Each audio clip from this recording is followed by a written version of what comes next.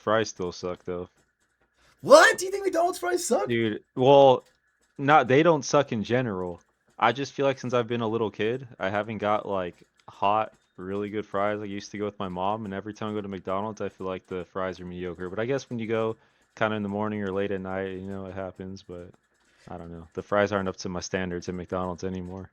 I actually heard if you order online, like through the app, and you ask for freshly salted, they have to be fresh. Like they have to Okay. make a batch just for that Okay. order.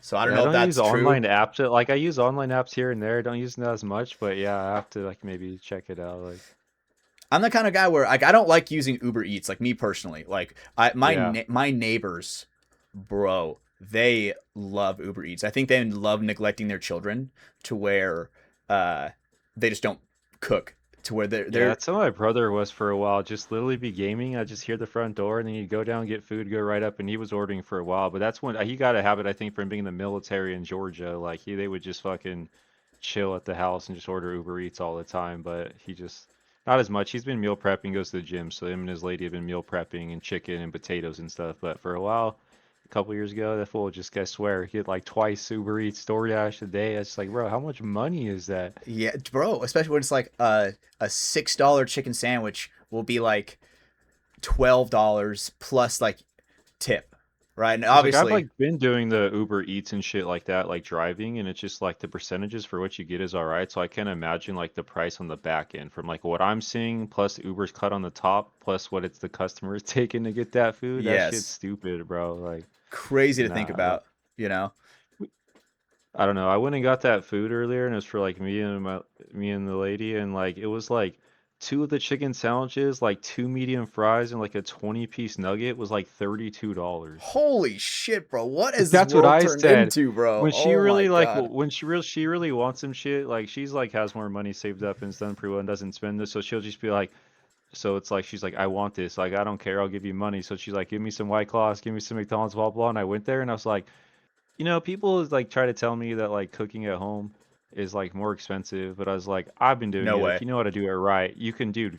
You're telling me that shit for $33 at McDonald's for two chicken sandwiches, some nuggets and fries is not worth 33 bucks, bro. Like, Yes, and so I'm gonna get into it, but I've been working on way more about like my fitness and my health lately when it yeah, comes to like meal prepping and going to yeah, the yeah, gym yeah. and stuff like that. Because I mean, so I my girlfriend for my birthday was last week. She got me this is not my left hand, people. It's my right hand. It is a smart ring, right? Okay, And okay. and then it goes, all the information goes to my phone where like, and it really does kind of show me what I do like during the day, right? Like how Yeah. active I really am, and it makes me question when I look in the mirror. I'm like, like I look at myself like David Goggins. I'm like, dude, how active are you?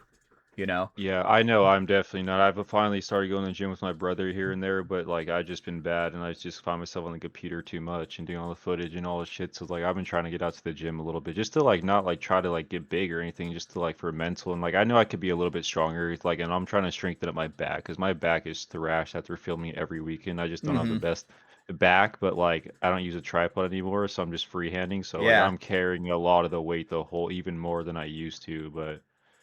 With the tripod, every time I lugged it around would add, another fucking 5, 7 pounds anyway. So it's just like you give or take. Yes. I mean, But have you seen that stuff that I know the first person I ever saw with it was Verbal, but a lot of some more local people have been doing it, where it's like the backpack rig, where it, like comes up oh and it's like a yeah, hook and there's like a string. yeah, that's what's that? The home Mr. Chow or Yeah, whatever. Mr. That's I usually love Mr. that's it. Chow. I've been wanting to get one because, but like that's just like something else now that you're like all the starting gates and the nets and shit to get on Yes. paintball field Biggest is like problem. shitty. So I'm gonna be like that dumbass, just like getting hooked up here, and people are like, "Come on, bro, we're trying to play," Yep. and like.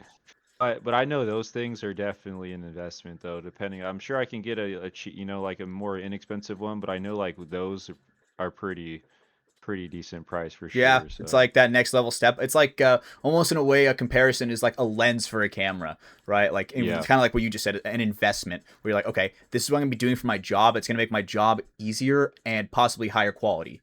yeah, yeah. So Yeah, it because I used to use a makes you think. tripod a lot because it takes the weight off the field, but then like there's certain times where it just like It is kind of a pain when you're trying to be more sneaky or get down the field and you kind of just are like have to pick up the. That's why it's at least it's like the monopod, not a tripod. It's easy to move, but it just is like it's harder. And then if I'm getting laced or something, like then I either have to like flick it down and pull it down, or just like have my camera awkward. So I just been freehanding it and like I'm trying to freehand a little bit more and see what I could do Yes. just on my own will, you know. But Yeah, I remember Ryan when he was like when I first met him and he was really into filming and he was filming the DMG, the Rebirth series, he was a freehander. Where bro, like Mhm. I thought gaming posture was bad. Bro, like the filmographer's posture when you're freehanding, it was Oh yeah. like this, where Yeah, it's see, like, I'm hunched you know, mostly because it's like some people you'll see like in the luxury, I'm 6'1". I'm not like this like 5'6" guy, so it's just like my level of like people on the field is like gonna be a little bit like taller, especially when people are crouching and stuff like yeah, that. So it's just like I try to like, and I found the best for footage is to keep it like kind of like where like you're not on top of the player's head, where you're kind of almost like at their shoulder level. But level. like to do that, I can't stand at 6'1" and just put the camera in front of my face or like the Yes. monitor, you know, like I have to actually. So like a lot of times I'm like, yeah, I'm doing this. I'm like hunched over like this. But that's why I like freehand so I can get in positions and move. Because like sometimes with the monopod, like you get kind of stuck or you just sit there. It's another thing you have to worry about like moving and shit. So freehanding's been cool. Like it's a little bit more interesting, but I've enjoyed it. It's like It's 'cause like I can a get positions. It's like being a photographer, but like videographer, which is easier to me to get positions. Or if like I am getting tired standing there, I need to get a snake player. Like I can just like get on my knees real quick, and I don't have to like move the monopod or try to fucking move it down or whatever. So it almost reminds me like a more, I don't really know how to say this without sounding stupid, like a primitive way of filming. You know how like yeah, when hunters, right, and like eventually they're gonna be like, oh well, I'm just sniping these elk, like I need to, it's getting too easy, like let me start using a compound bow, right? And they're like, they start yeah, bow hunting and they're like, dude, this compound bow shit, wherever I put the dot and I sight it in, the arrow's gonna go there. Now let me just mhm, start using, like, I don't know what they're called, but like a natural bow, if that makes sense. yeah, yeah, yeah, Where, yeah, where you get so good to where you're like, you know what? How can I make it harder for myself? And hmm, I almost feel like it's like a fine art where you almost have to be like uh mastered in your craft in a way to, or like at least have some kind of skill level to where you're like, okay, yeah, I'm gonna do this, take away the technology, like in the camera, in the cinematographer's case, I'm gonna take away the tripod and make it more like of a personal view, right? Or almost like where it yeah, gives like skater yeah, vibe. You know how when like yeah. the skater guy be coming at the camera and the guy filming is also on a skateboard, just like 2 feet in front of him, just riding and then dragging the camera along. It's almost like that. It feels like in a way. Yeah, I did a little bit of skateboarding and stuff, like, or like filming and stuff. So it was definitely interesting. And I'm not the most agile on a skateboard. I didn't do the Hmm. tricks. I just did most of the filming, but trying to just learn to like not be a skateboarder like that, but then the roll on a skateboard and film at the same time was like that was probably one of the more challenging things that like I've done for filming. Like it's just freelancing was just like trying to roll on a skateboard, get this shot, make sure I don't kill myself because I'm not that good at Yes. skateboarding. So it was a little bit of everything. Especially because you're, dude, at that point, your equipment's low key at risk. Because, I Yeah, mean, yeah. I would almost say probably worse than paintball with skating, Oh right? Dude, yeah. because I you mean, I fall, think bro. because I've been shot by the paintball or paintballs a lot in the camera, and usually like nothing's really like broken. The Just cameras are messy. pretty built. Even I have like a like filters on the front of my lens, and like none of my filters, thank God, yet has actually like broke. I feel like when you're tournament paintball, the balls are a little softer, yeah, and a little more brittle. So like I haven't had an issue of like things breaking, but I also don't use like the big like square ND filter cover you see some of those videographers. Mine just the Yeah, one yeah, that goes yeah. naturally on the lens. Where when you start having things that like the glass is thinner and things like those ones are bound to like break. But For sure. And yeah, that's like part of yeah, like the quality, like the crisper quality, the thinner glass. I'm not a cinematographer myself, so I don't know like the science really like down yeah, into why you decide to do that. But I can assume it's kind of like the thinner the glass, like the less possible like light fractures coming in, yeah. That stuff that like is that. yeah. That's true. Because even like my UV filter is a little thick, but it's not like anything crazy. You know, it's mostly just for lighting, to control lighting a little better and things like that. But yeah, I just have never got a big square one because I'm just like that's the last thing. And plus, when it gets shot, it tends to like go everywhere, or at least Mm-hmm. like mine. Like I'll get hit on the lens cap or the rubber lens, and then sometimes it'll spray off or like not really get it. But when you have that big of a target, you're bound to just get like Yeah, yeah, yeah. clapped for sure. Like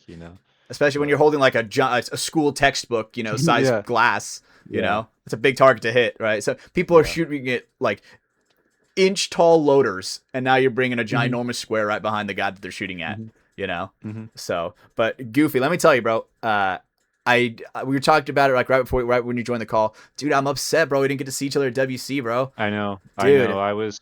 You play mostly on Fridays, right? yeah, we played Premiere and Yeah. we played Saturday. We made it to Saturday, and then we got knocked Yeah, out I first was round. I was yeah, Friday was probably my busier days. Usually it'd be Saturday and Sunday, but with Fridays now it's just because all my friends have like been moving up to at least D3 and like Yep, plus. So I've had a lot busier. But I mean it's only four teams, but like four teams that's a lot, in bro. a it's a lot because you guys play all the games in one day. So it's just Hmm. like for me, and I try to like I always get frustrated if I have overlaps and I have to miss certain things, but it's only so much I could do. I can't predict schedules. So Yeah. like on Friday it was just like a day of but like that's like minimum even if I hit every match like 16 matches like Yeah, that's that a lot. I'm on 16 like you know what I mean? You guys play 4 hours, so I'm on the field for another four times that. Like I mean I'm Yes. not playing, but like and that heat was where it was just it was another animal. That what makes it a lot harder. Yeah, Like dude. the long Go ahead, go ahead. Oh yeah, like I mean the schedule is one thing I've done it for a while, but like when it's like 101 and then like especially Saturday how we got humidity and the heat, Oh, it was like dude. it's just I don't know. Dude, it was so Can hot. The refs on the Premier field, they brought them sodas, right, for the refs, right? okay. Obviously, Mike Himman takes care of his refs. Uh, the sodas were so hot, they put them in the ice. The second they put them in the ice, they started exploding. Yeah, yeah. Bro, insane to Yeah. think about like that heat. And we're playing in that, right? And not only like are we playing in it, you're also suffering in it. You don't have I wouldn't say you have like the adrenaline flow, which is probably like the worst part of filming and getting Yeah, shot, yeah, yeah. but Yeah. so you're like constantly aware of how like shitty the situation is. Yeah, of course, all the time. It depends. Sometimes I'll walk off the field after I'm filming a point, go back on. Sometimes it's like if I'm filming someone on the Dorito side, like it's just a player, like I'll just kind of like sit over there and chill. But with this heat, if there wasn't shade on like one of the sides of the field, I was definitely coming on and off a lot because Yeah. it's just and that turf and like I don't tempt the turf, but I know people tempt the turf and like the turf adds a lot of temperature too. So it might be Yeah. 100 outside, but the turf and everything's like 150. 110, 115, Dude, even yeah. plus, it's like it's stupid. Yeah, But like I think with the practice we had before the event, it was 111. And dude, I mean, a couple years ago at Capitol Edge, we stuck a meat thermometer in the ground, and it said it was like 100 and like 53 degrees on the turf, and it yeah. was like, bro, oh my god, and we're Yeah. grinding our elbows on that shit, you know. Yeah. The things we do for a sport that Hmm. uh, is I would say the messiest sport like Yeah. that's Oh ever yeah. even been invented. Yeah. You know, it's like Yeah. Yeah. football's only really messy if it's raining and there's mud. Paintball, Yeah. it could be Yeah. perfect weather, perfect conditions. It is going to be messy. Oh, 100%. There's no, yeah, if that's why I see people like wearing nice, like you just gotta wear some bum clothes. You're a spectator, just like don't try to look cute, just wear some bum clothes, I because agree. it's gonna get wrecked at some point, like Yes, you know. I see someone wearing like a white shirt or something, and I'm just like, Hmm. bro, what? You woke up and decided to wear that, Yeah, you know? yeah, literally. That's So, funny. but so for you, dude, how was WC overall? Obviously, you had to kind of run around a shit ton. Obviously, we didn't even get to socialize because you're working so hard. How was it for you? How was that experience for WC I Event Three? think I think I've been doing events for quite a minute, so like I've been through almost every weather environment, like Texas mud puddles and rain and like Yep. heat in Florida and stuff. So like I was just like I knew checking a week ahead like this one was going to be kind of brutal. So I was just like I needed to make sure that like I really took care of myself. So Thursday I set up the easy up, had a table, had some chairs. So I had my own like easy up kind of in the middle and like I always brought waters every day. So I could prepare myself. So as far as like conditioning and like the health, it wasn't as bad. I just thought like I was gonna get completely like thrashed and it wasn't like as terrible as like I thought with the heat as far as like weather and stuff wise. So I was able to make it through that.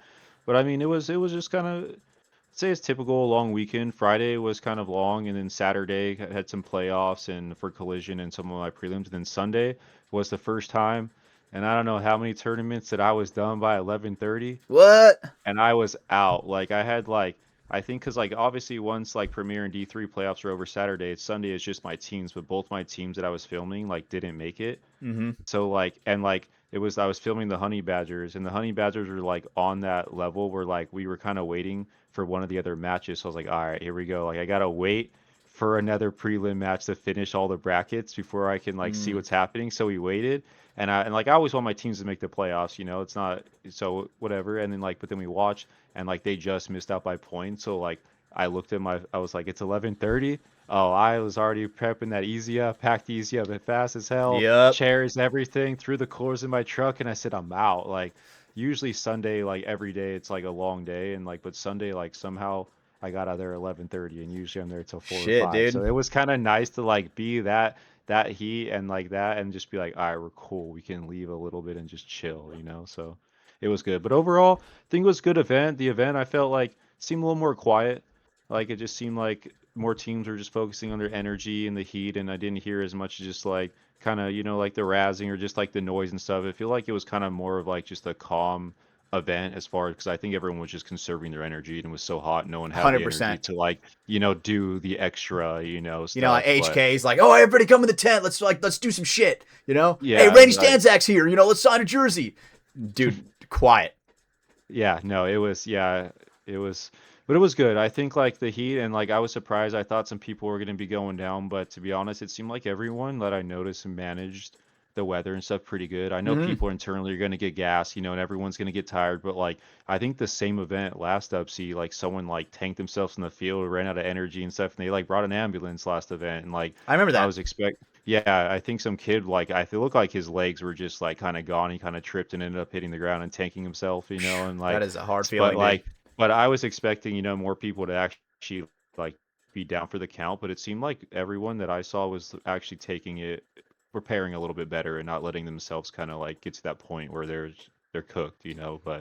But I I think it agree. was a good event. I think it was a good event. Like I said, the heat was brutal, but as far as the overall event, everything seemed didn't have any issues. A couple overlaps in schedules, but it wasn't too bad. And I got out 11:30 on Sundays, so Hell it yeah. kind Good of made weekend. up. So yeah, yeah, You, it almost kind of gives me faith in a way where if people are preparing like that to where, nothing like heat stroke or heat exhaustion is happening on a yeah, hot day like that, just shows me that people are taking it a lot more serious. People are like, all right, guys, yeah. during the week, we got to be hydrating. Like, do like this Oh stuff where yeah. you're hydrating the day of or the day before, bro, that is not enough. Yeah, that's why I even posted like things on my stories. I used to play like a lot more and like do things in the summer and play ASG events in the Mm-hmm. summer and stuff. But like that's why I try to just post on my story and stuff. I'll just like be like, hey, like this is like no joke. Like I've done this a lot, even if I'm playing or filming. Like be prepared. And like after like I went there on Thursday, literally was like 20 minutes. I got there like 10 o'clock at SE. Like within 20 minutes, I sent up the easy up and I could just like feel like, oh, this is gonna be bad. So Yeah. like I kind of got to going there Thursday was just okay. Like you really need to like prepare yourself because I think it was just I think maybe when I first started filming, like I think a couple years ago, I filmed at Chicago, and then I went to my first World Cup, I think 2 or 3 years ago by now, and my brother was with me because my brother went to the first couple events with me to support and wanted to travel. Oh But hell yeah. that was the first event.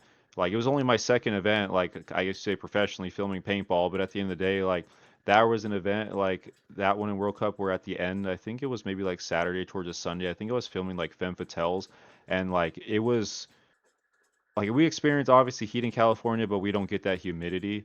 Mm-hmm. So like being in Florida, like it was that weekend was like super humid. So like So towards the end of heavy. the event, there was a moment where I got done filming a team and I ran over and was like in the pits ready to film them, and I can just see like the lights going in and out, where like you're like we're cooked. And then that World Cup was like I was busy. Like I made a lot of money. I was like nonstop. So like that humidity and stuff. But I sat there and and like to the point where like I was like telling my brother, it's like, hey, I'm gonna turn on my camera. A lot of it's automatic. It'll do what it need to. Just gotta fucking zoom and pull. He doesn't know what the fuck he's doing. So I'm Yeah, like yeah, yeah. passing out, like still trying to make sure that I do what I need to do. So I'm like, Mm-hmm. hey, like I'm toast. Like I just need to sit here. Like and my brother's down. My brother's like, all right, it might not be the best shit, but like I'm gonna Tag in, go do what I bro. need to. And then he just took like two ice cold bottles of water and like poured them over my head, and I sat there and like instantly I was just like, oh my God, like I feel 100 times better. Like and like I don't know, those two bottles of water like hit my soul. and I kind of popped up and I was like, all right, we're good, let's finish this. But like for a moment when I walked through that field, I just saw like just everything going in and out that field, and where like you're about to pass out, and I was just like, I gotta sit down, like this isn't good. So like ever since that event, which was early on, I learned pretty quick to like it's no joke being out there, especially for how long I'm out there. So it is important to take care of yourself. Definitely. 100%. You know, and I mean, I remember, bro. Now that I'm like about to say this, I'm so unk. Like 10 years ago now, when the NXL went to Nashville, and that weekend in Nashville, I remember playing it. It was like a record-breaking day for the Heat in Nashville, and it was super humid, Yeah, super yeah, hot. yeah. And dude, I remember it was like, and we only had 5 dudes that event, and we are skeleton squatting. So when Yeah. I'm playing every single point, dude, I remember uh after the third game, I was so tired. Like I go and I rip my pack off. I almost like collapse, but I'm like do like a roll where I'm like on the ground. I'm like covering my eyes. I'm like, dude, just like let me sit here for a second, Yeah. right? But obviously you're a man of scheduling with that. One match and then you're on again, Yeah, right? yeah, So, especially dude, like Friday, it was just like back to back to back to back, where it's like I didn't even have time to really go the easy upper. I already knew, so I could prepare, but like those are days I don't even have time to just. See, that's why some people will see me run by and like, hey, I saw you. I was trying to see how we look busy. I'm like, yeah. If you knew what my schedule looked like on Friday and you saw me, I was just like, I'm running by you. I'm sorry, I'm not on purpose, but I'm running by you because I got to get to the other field. it's like a semi truck. It costs a ton of energy for the semi truck to come to a complete stop. That's why they just keep slowly rolling. Yeah, yeah, It's like, why? yeah. If you stop me, I lose all my momentum, and it's It's going to just take me more energy to get going again. It's like if you want to talk, all right, walk with me. It's like, come on, walk with me. I'm Yep, going to yep, this field. If you want to talk real quick, just keep walking with me. yep. Like, Especially when it's so hard, because I mean, I hate to say it, but dude, like the lower divisionals of paintball, it is almost like the trenches of warfare down there. Like, dude, it is oh, it's insane. I didn't film D5 this event, and I'm kind of glad I didn't because it's like their schedules are always an hour ahead, hour behind. They only play to, like race to three, and like it just like messed up a lot of schedules. But like I'm kind of glad because when you're at that bottom field closer to like what is it? Like yeah, the bottom two fields, I don't know if the D5 field or whatever ones are on the bottom, but The like those farthest two from the fields, premiere.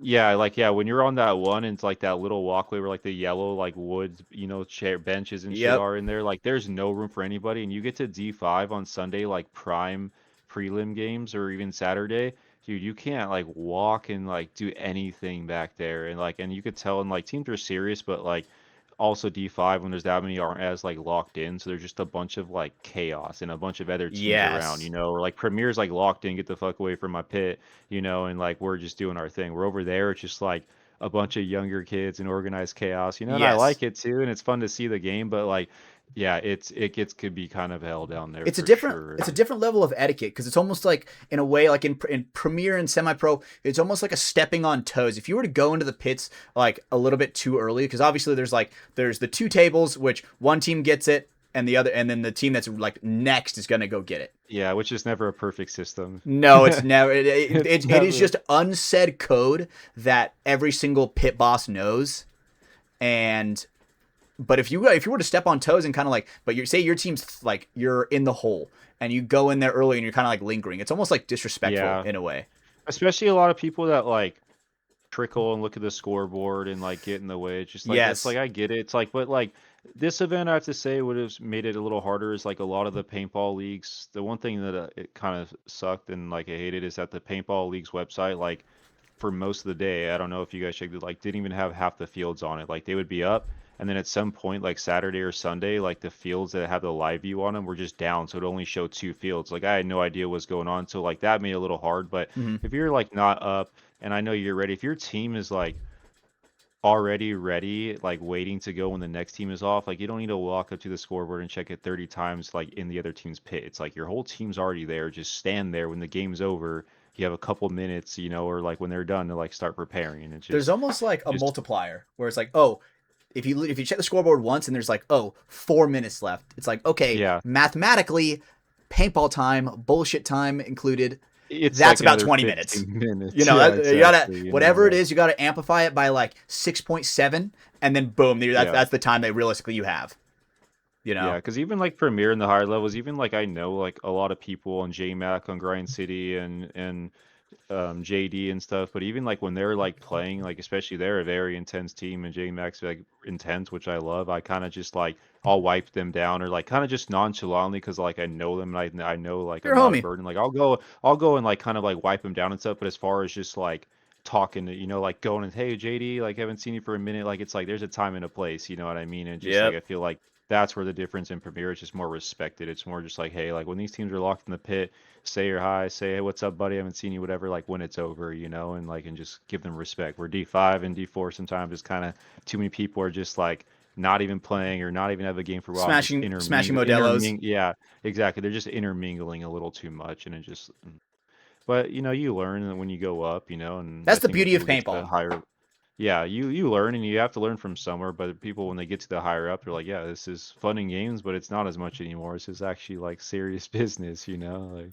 You know, and it's funny because you're but not the first person that I've heard where they're like, "Oh man, like filming D5 and like the lower divisions is like, dude, that's like really hard because there's so many people. The schedules are like wish washy. yeah, because it's only like 8 to 10 minutes, I think, on the timer, and then if it's like and if they mercy three, it's like so like sometimes those schedules get like really behind for whatever reason, but sometimes they're usually like really ahead, and it like so it just those all. I like filming. I have really good friends in the lower divisions, but it just makes the schedule like hell. For sure. And if you're D5 and you're listening, rank up. People will want to film you more. Yeah. Straight up. I mean, yeah. You know. Yeah, yeah, I built relationships through like a lot of different divisions, and that's why like now most of my friends that were like playing in D4, like Pup, Taco Killers, and like Honey Badgers and these teams and like the Monarchs, like they moved up. So it's like I don't have as much D4 like D5 and things much more. So it's kind of nice to like play on that level. Plus, it's just people know how to shoot a little better and things like that. And that's the problem. It's like I feel like when D5, like it's cool and like it's not the filming that like bothers me. It's like sometimes I just get like absolutely obliterated.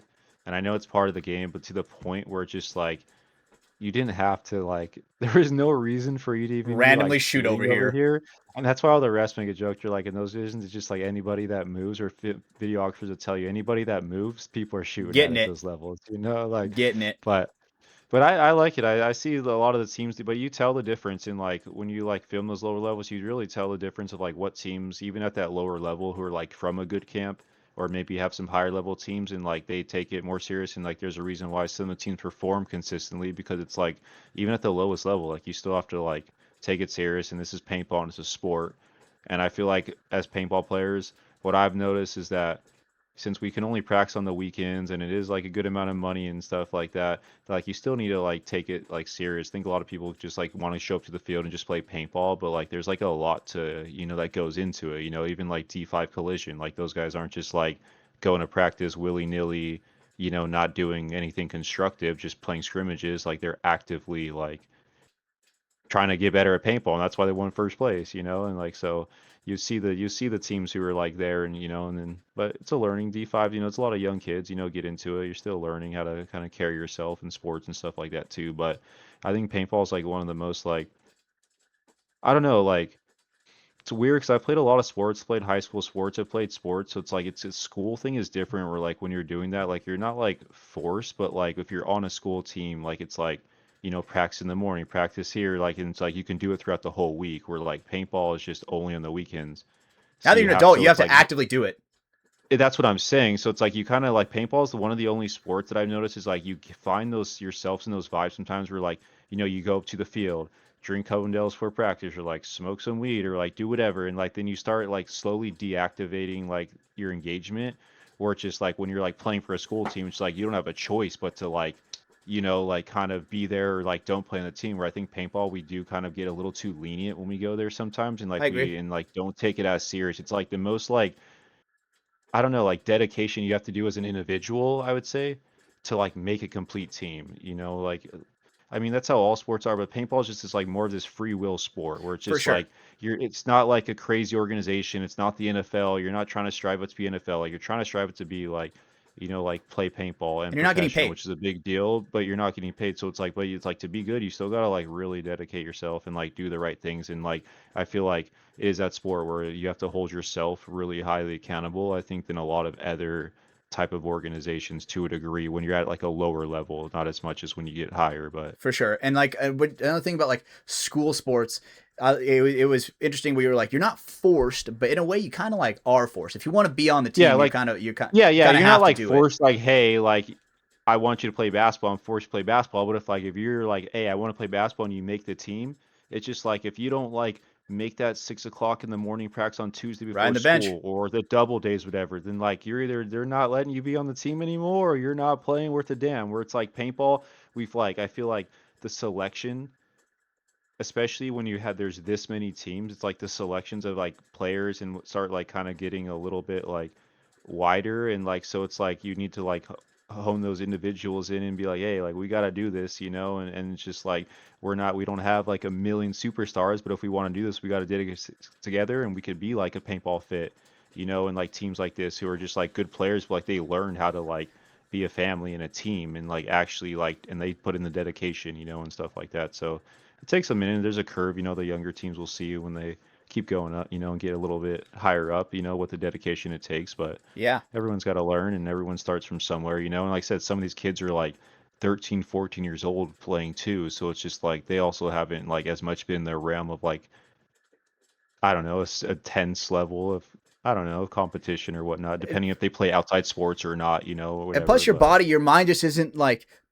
ready yet sometimes for certain yeah, like yeah, yeah, decision yeah. making and certain levels of pressure. And like, I mean, there when I was a kid, and I would get the jitters when I would play a game. And now I'm at Yeah, the point in my yeah, life where I'm yeah. like, I don't get the jitters. I get like excited. I'm like, hell yeah, back Yeah, it's again. like that excited adrenaline where you kind of need to play a point. You're not like nervous, but like you're like, all right, first match of a tournament, we got to get this first point out just to kind of relax the rest of the tournament. But like I said, there's, I'm sure there's those tournaments too where it's just like when you are in the starting gate, you're like, man, these butterflies need to go away. I shouldn't be Yeah. feeling these right now, Like I just need to lock in, But And I thought it went. paintball's an intense sport, and when you're getting projectiles shot at you, and you got to make clear things, it's just like, yeah, maybe football's different, but I play basketball. Like, yeah, there's some hard fouls, but like, I'm not like worried about like someone, like getting a million paintballs shot at me and making split decisions. I'm just like, Yeah. just do your thing, the ball, move your what you need to You do, and know, just I know this is a crazy comparison, but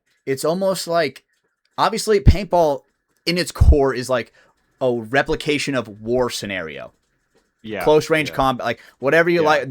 The Marines of the world are getting fucking angry listening to this right now. But you know what I'm saying, right? Right? yeah, Like, yeah. No, it's definitely a sport that like it makes the intuitions and like the things in your life, especially like how we know like weapons, and gun stuff, like it is like an intense sport to realize like you are like shooting a projectile at somebody, through some sort of marker and they're shooting back at you, and how you know easy what it I is to mean? It's fake like die.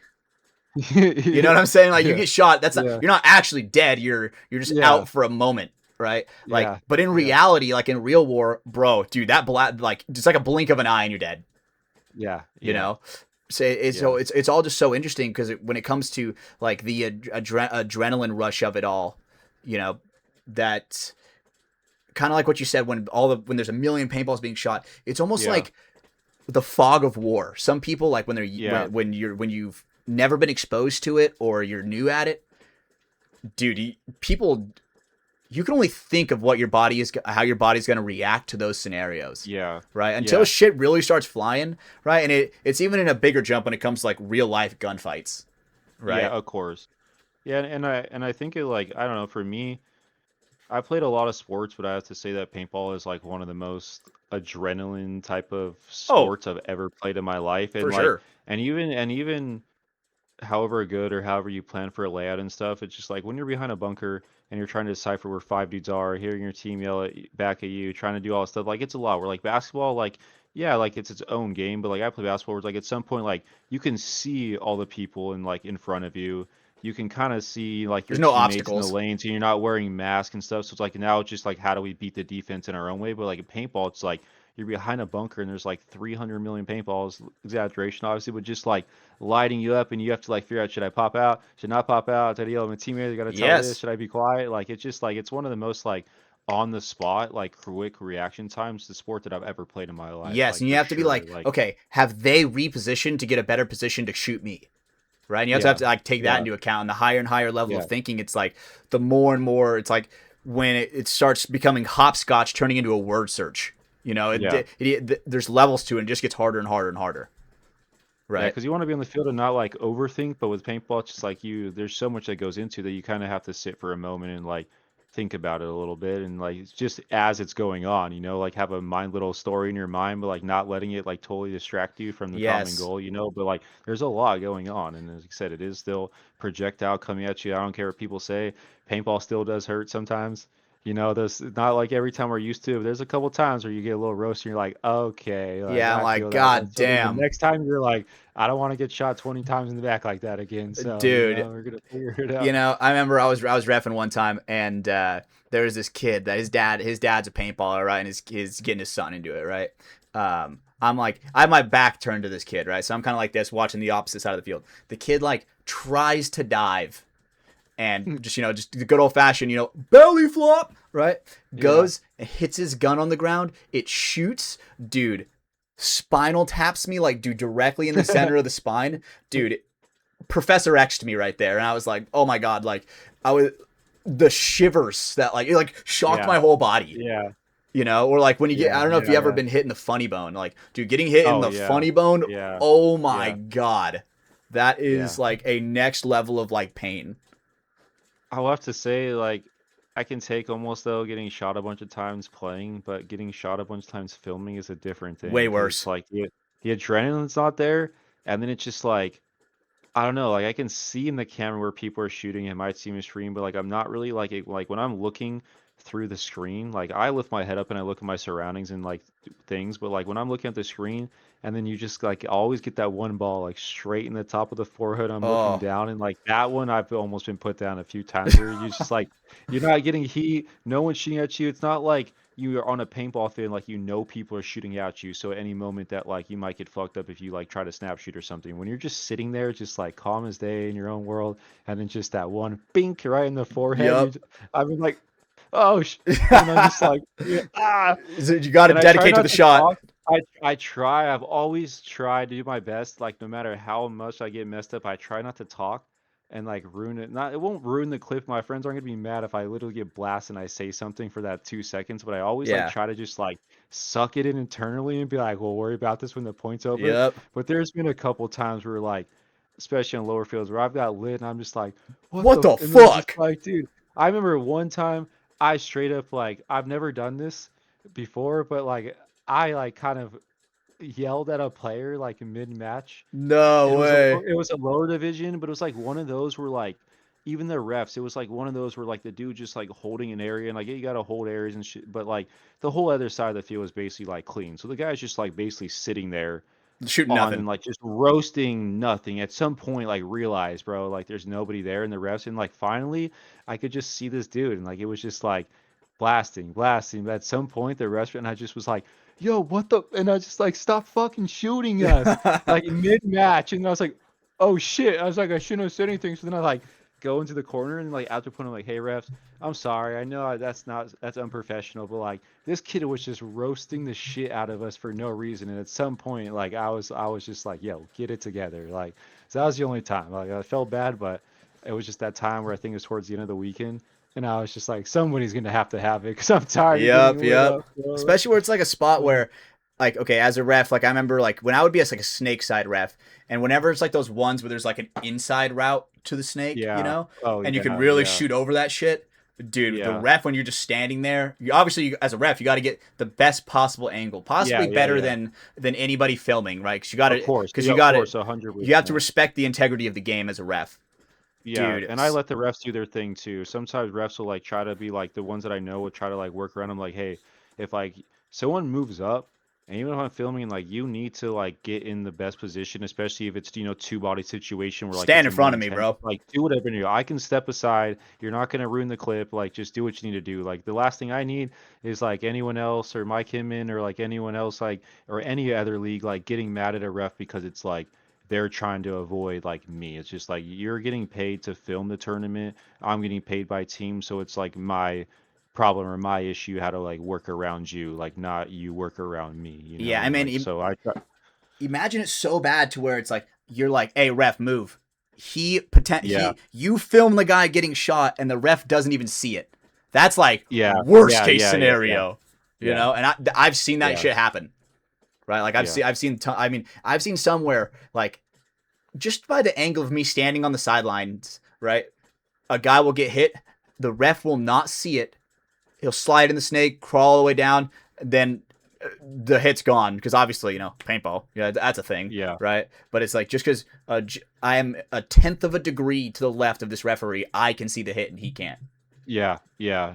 And it's I don't know. I've done a reffing of a 1v1 tournament before a long time ago with Tom Martinez, and like it is crazy some of those dudes who are like up there can see certain hits and certain things and Mm-hmm. stuff like that, and they can spot miles away, but like I'm not gonna like try to get anywhere in their way. Like I just let them do their thing. Sometimes some of refs are a little bit more annoying, and I think it's like they don't also like respect. I wouldn't say respect us is the right word, but like don't really like care as much. Where like I feel like when I was especially at Dub C, I've been on every field. I've probably had a conversation with 90% of the refs, and they see me back all the time. Even half the refs now like recognize who I am and be like, hey, what up? Like you're back. So it's just like there's a respect level where like it gets to a point where like a ref might work around me like a little bit, but to a degree where like if he's in a good position, but he needs to get slightly over here, but like it's at a point where like it's not some detrimental thing going, he'll like kind of look at me and just like like go. But then I'll usually if some ref does it, I'll walk up to them after and be like, hey, like appreciate it. Thank you for like taking care of what I'm doing, but like I don't want you to like miss something or get messed up because of me. So like, and then I'm gonna get yelled at. We're both gonna get Yeah, yelled at at yeah, the end yeah. of the day. So like, but yeah. I know your favorite thing from the refs is when you're walking on the field and they ask to chrono your camera. Bro. I remember you said that last time. That was like your biggest pet Most peeve. people haven't really been doing it anymore, but like that stuff was just like I know the rest are having fun, but like sometimes I'm actually like trying to hustle on the field, and I'm like, because what I do is like depending on like the field, sometimes depending on how the points moving forward, like I'll like go in front of a team so I can get on the field first.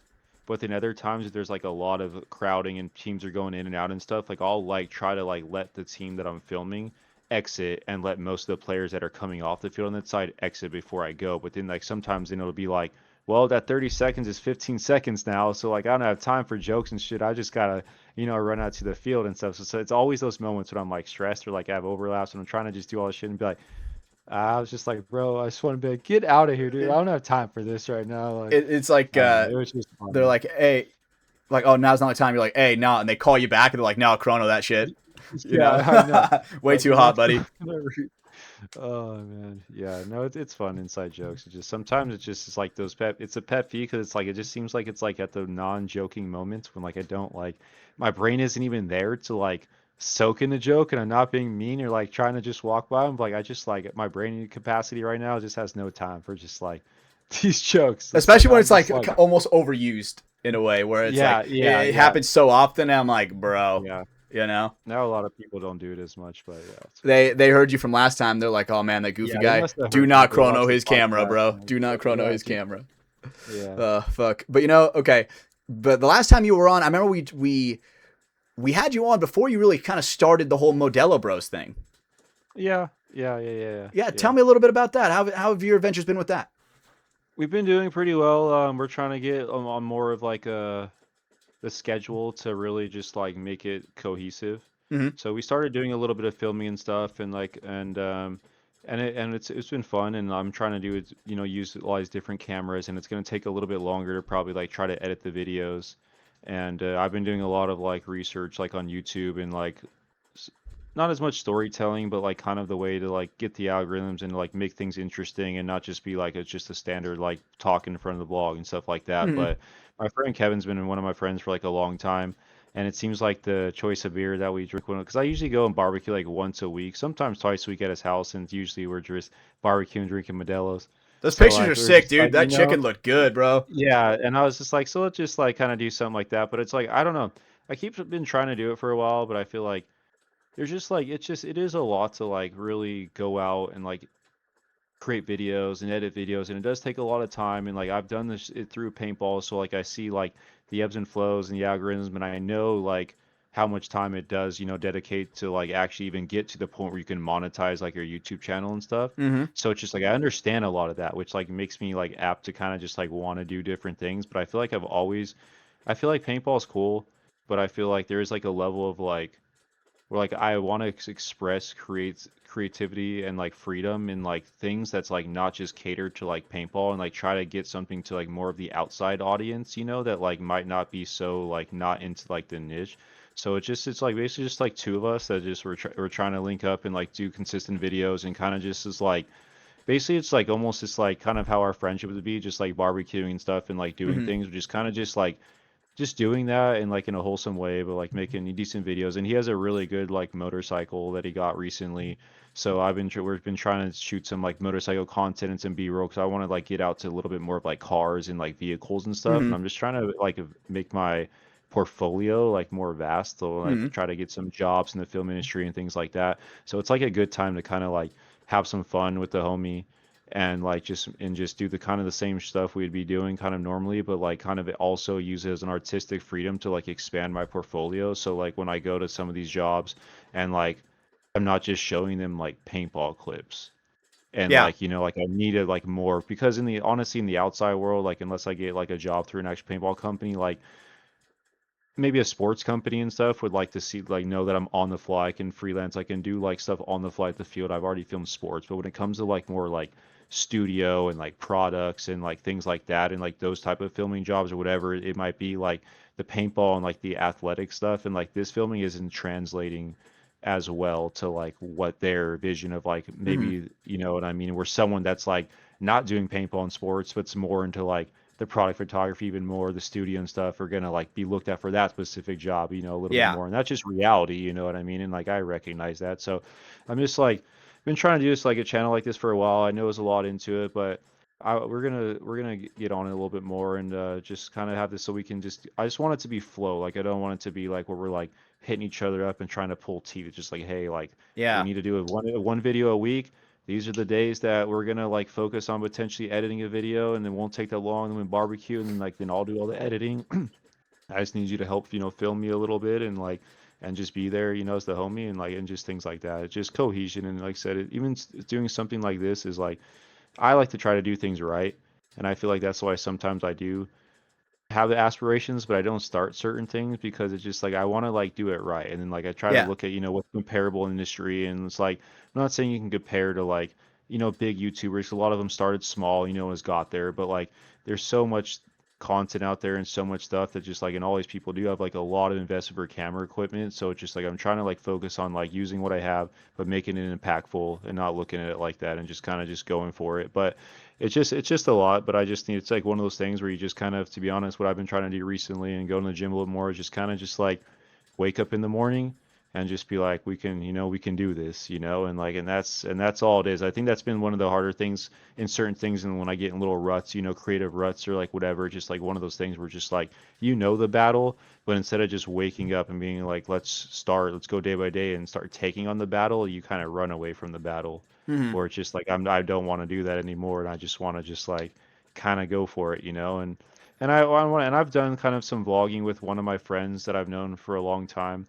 Before, when I was first got into some of the YouTube, I think I posted like that skateboarding like reel or something like on my Instagram a while ago, where it's just like me and my friends were doing a skateboard company, just trying to do some content, and stuff like that. But I've done the vlogging. The only thing that sometimes deters me from like is because it's like I would be doing all the filming and the editing and stuff, which is fine because I love doing that. But like there's also a level like when I would go to like say like the beach with my friend, and like we're gonna go to the beach and like make like a kayak vlog day, right? Like I got Mm-hmm. cameras, GoPros, like a drone or whatever. And like while it was a good video and like I really enjoyed making the video, it was like there's a level that like I want to like go do things in life like with my friends as much, and not like record it, You want to live in the but moment like sometimes. exactly, it's perfect. It's I almost want to like you record need it, and to I want have to make a these. third party filmer. You Like you, do, and that's where a lot of these like big YouTube channels YouTubers. and these big Yep. streamers, because they're having a paid filmer, so it's like they could just focus on And a an paid editor. So editor. they can focus on exactly. So it's like I like doing things like on my own, and I really feel like until if I ever got to that point where it made sense. Like I actually do like filming and doing the editing because it's my own creative like freedom. I don't have to worry about an editor or something like editing something away that like maybe I wouldn't. Hmm. But it is like one of those things like after the end of the day, it's just like I feel like it's like we went all the way to the beach, you know, and like went all the way to Malibu, an hour drive and all that stuff. We made a good video, but like how much like are we forcing ourselves to like enjoy this day instead of just like actually like living in the moment too, you know? And Hmm. like so it's like one of those things where it's like I want to like do more filming and I want to do more stuff, but I actually am like 34 years old, so like I kind of am like almost like past that point of like wanting to be like some crazy like YouTuber that's being filmed all the time in my life. Like I just want to like go to the beach with my homies too, and also like not worry about filming. For So like sure. there's that like that line where like if I me and my friend can make it in sync, where it's just like we like knock out the filming, do what we need to do early, don't lag, don't really drink beers. Obviously ModeloBros, drink a beer here and there, but just like knock it out and then go like do the like the fun stuff after. You know, if we're gonna go somewhere, like let's just I don't know. It's just like that kind of balance that I've been trying to find for a while to like enjoy the experience with my homie is like why we're doing it, but also like capture it and make a sick video off of it as Yeah. well. You know, so it's It's like like that kind of the line is almost like, okay, you're going to create content, and then the line, and then there's going to document what we're doing. Right. And yeah, I yeah, almost look at it kind of like the way Modelo Bros is kind of like the way we are on FTS, right? Where we're not a paintball podcast. We just happen to all play yeah, paintball, you know, yeah, yeah. and I assume you're kind of like the same thing where it's not a primarily paintball channel, but you do enjoy paintball, and that's a huge part of your Yeah, life. yeah. Yeah, and I think that's like why like and obviously I know with like YouTube and the algorithms, it's like what I've noticed like definitely like once you like kind of make enough videos on a certain subject, it is hard to deviate. Because Mm-hmm. like I've never not put a paintball type of video out like on my channel, but it mostly was just like montages, little documentary, this and this, and like I would try to do like some gear bag videos and like some like product review videos like the HK Army goggle, just some things and like I'd probably have to do more videos so like that way it'd be introduced. I probably haven't done enough to be introduced, but you could tell like there was a point I'd get like, decent views just off the montages. Then you would go like do something that's like practical that like everyone loves Getting product six reviews and views like and this and shit. things. And it wasn't like, so it's like so then the algorithm and the YouTube started like so that's the only thing like with paintball, just like I feel like when you or anything you do, if you're just filming basketball, for example, or paintball, like you are stuck like in that one niche. Yes.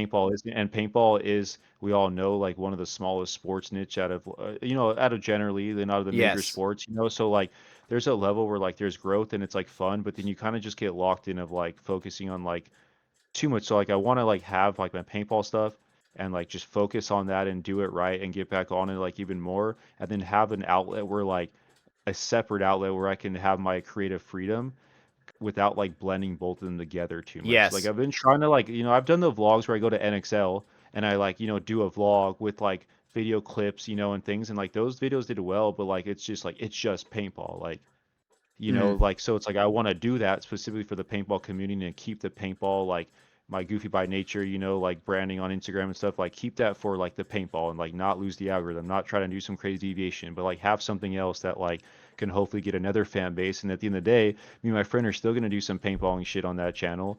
Like we're still gonna go, at his backyard, show some stuff. It's not like Mm-hmm. paintball is gonna be like eliminated from this like whole other, type of channel. It's just I feel like there's like audiences and it's going to be hard to get a lot of outside people into paintball where it's like I can hopefully like bring the paintball audience to the other channel, and then also when people know what I do, that like hopefully people that might not be interested as much in paintball can come from the other channel and be like, hey, let's go check out the paintball stuff. And then it's just like kind of so it's just I just feel like I just need an outlet for like creative freedom, an outlet that like I haven't been able to do is like personally, not as much as like the B-roll in paintball and like filming the paintball type of stuff. Just like for me personally to like I love nature. That's the whole reason why my name's called Goofy by Nature. It's like I love nature. I like being outside. I like doing that. So like, but I can't like go to the fucking beach or like go golfing and just like I'm not gonna put that on my paintball channel, But Yeah. like I know I mean, there's a it's lot of also people. your Modelo Bros, not paintball bros. You know, Exactly. And right? and I- and I think too, it's like said it before, like the one thing that I've always wanted to do as a filmer, I know that like I'm starting, like I want to say I'm starting way behind the curve because everyone starts from somewhere, just young kids, but like it's kind of like like Verbal and the people who have like were in the OG days who like build that type of stuff with paintball. I've only been filming for like like 2.5 years or something. But Mm-hmm. I told myself like what I want to do is I want to try to like do some things that like I feel like maybe other people don't respect or like don't care about relationships as much between the connections. Like I want to be me, so it's like I don't necessarily like putting myself out there like and doing some little things on Instagram and like my face and stuff. But, like I do it because it's like I want to show people that like I'm a real down to earth person. And just because I film you or you pay me for media or whatever, like walk me to the field, call me goofy. Like I will love those interactions. I like just being outside, and like so like I feel like with this channel, like I've kind of already to a degree built like a personality like profile like that's like real and like people know who I am. Like what I show online is like the same goofy person that I am like, in real life. Yeah. So then that way like I hopefully like by kind of establishing kind of a brand of myself that like people will take a chance at like watching my, another channel like that's more not in paintball because it's like it's more about my personality and not as much as like the golfing. That's what I told my friend. Like a lot of people that do well like in YouTube and things is like because it's like people gradually like them as a person, Mm-hmm. like, and it's like, and not as much the activity. If you take some small streamer or YouTuber that like makes a crazy, like, say, golfing video where like you have like Kai Cenat that like might make even a less type of quality video, people are there because they've bought into the personality and the person is not as much as the activity, Yes. So like that's what paintball I've been trying to like really do, just get my person and be like, I'm a community. I've been playing paintball since I've been 10 years old. I'm not like a pro. I'm not this any crazy person. So walk up to me, have a conversation with me. I will never deny anybody a conversation, or whatever. And like I want people to like know about me personally too. And it's almost like the kind of way that you're looking at it is the kind of the same way that I look at it with the podcast, right? I look at this not as okay, because one, I'm the most version of myself realistically I've probably ever been in my entire life. This is just like an outlet for me where yeah. I can just talk, and at least for me, I don't know how people would be able to do it, like being fake for like 2 hours. Like I don't know how the fuck people would be able to do that, right? To where, Yeah. the thing is with this podcast is it's the embodiment is far beyond just paintball. The embodiment is us and like what we're documenting, Yeah. what we're doing, what Yeah. we're having fun with. It's us. It's not. It's whatever we're in at the time. And right now, we just happen to be into paintball.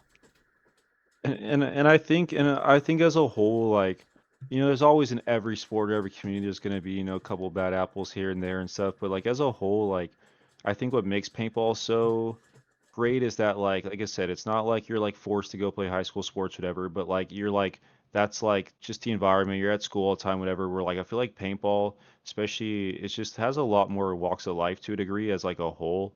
And it just makes it so good because it's just like I said, there is like this kind of like free will and like determination you have to like really like play an expensive game and like do this. And like when you like crack it and like it's the community is one of the best communities that I've Yes, been in. Like I said, by you're far. gonna have little things here and there, but like I also like tell my girl and stuff that at the same time like I also try to put myself in like environments, especially like the age that I'm at. Like I don't have time for like drama and BS and like politics with paintball and stuff, so I try to stay as Bullshit, bro. far Me away. too. I try to stay as far away as far as paintball, like the politics and like all this other stuff. But it's like I just I don't know, I just trying to build a good community and I surround myself with I think good people who like have my back in life, like my friend Kevin and like Pup, and my friend group's kind of small, but the people who like I've known for a while through paintball, through whatever, like they're like the people that like we would, go They have neck your and neck back. for each other when we check on, we check on each other and stuff. Where like I can't say like there's a lot of other people from even the regular,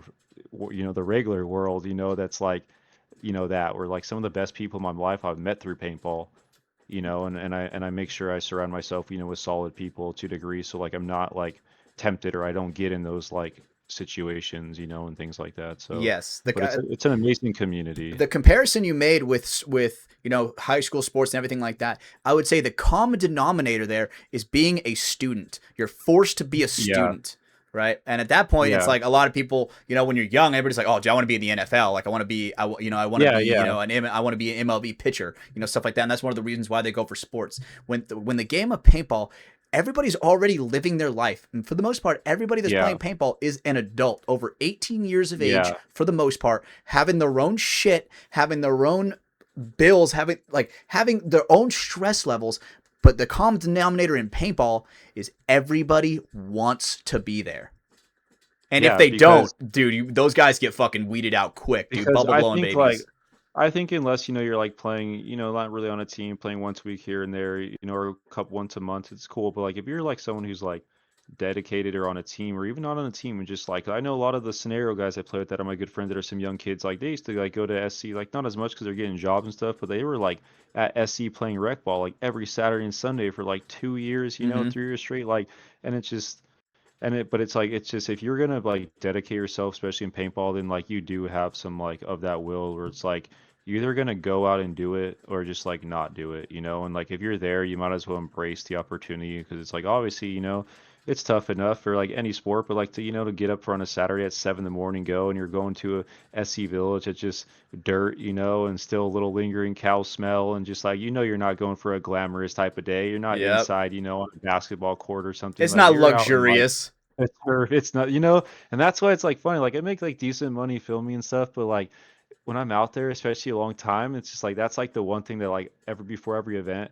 I just like start hyping myself up. You're like, all right, Brett, like you know you're gonna be in the shit. Like you know Yep. you're gonna be sitting on the ground on the turf. At some point, you'll be sitting on a cardboard paint box, you know, The or rocks. whatever. It's like let's just get ready for it, you know. But that's what also makes it like so beautiful because it is like kind of a interesting and more rough environment, but like we try to make it the best that we can. Like everyone's in the same situation. You know, every team, every player is in the same, you know, environment that you Yes. are. So it's People like, who and bitch about everyone's the just seems heat, to kind of get, it's like, dude, we're all suffering together. Shut the fuck up. yeah, yeah, and or just you know prep better. I'm sorry that you Yeah. wanted to drink a 12 pack the day before a tournament, you know, Yeah. and like you're dying and dehydrated, you know, like I don't know, but at the end of the day, like I said, paintball. I've been played a lot of sport. I think paintball community. I've always said, like I think I said it last time. We're like I feel like there's a level outside of paintball, like nobody can give a shit about to a degree, like from the general, you know, person that's not into really sports or paintball, but Say like about everything. inside the, yeah, you know, exactly. Like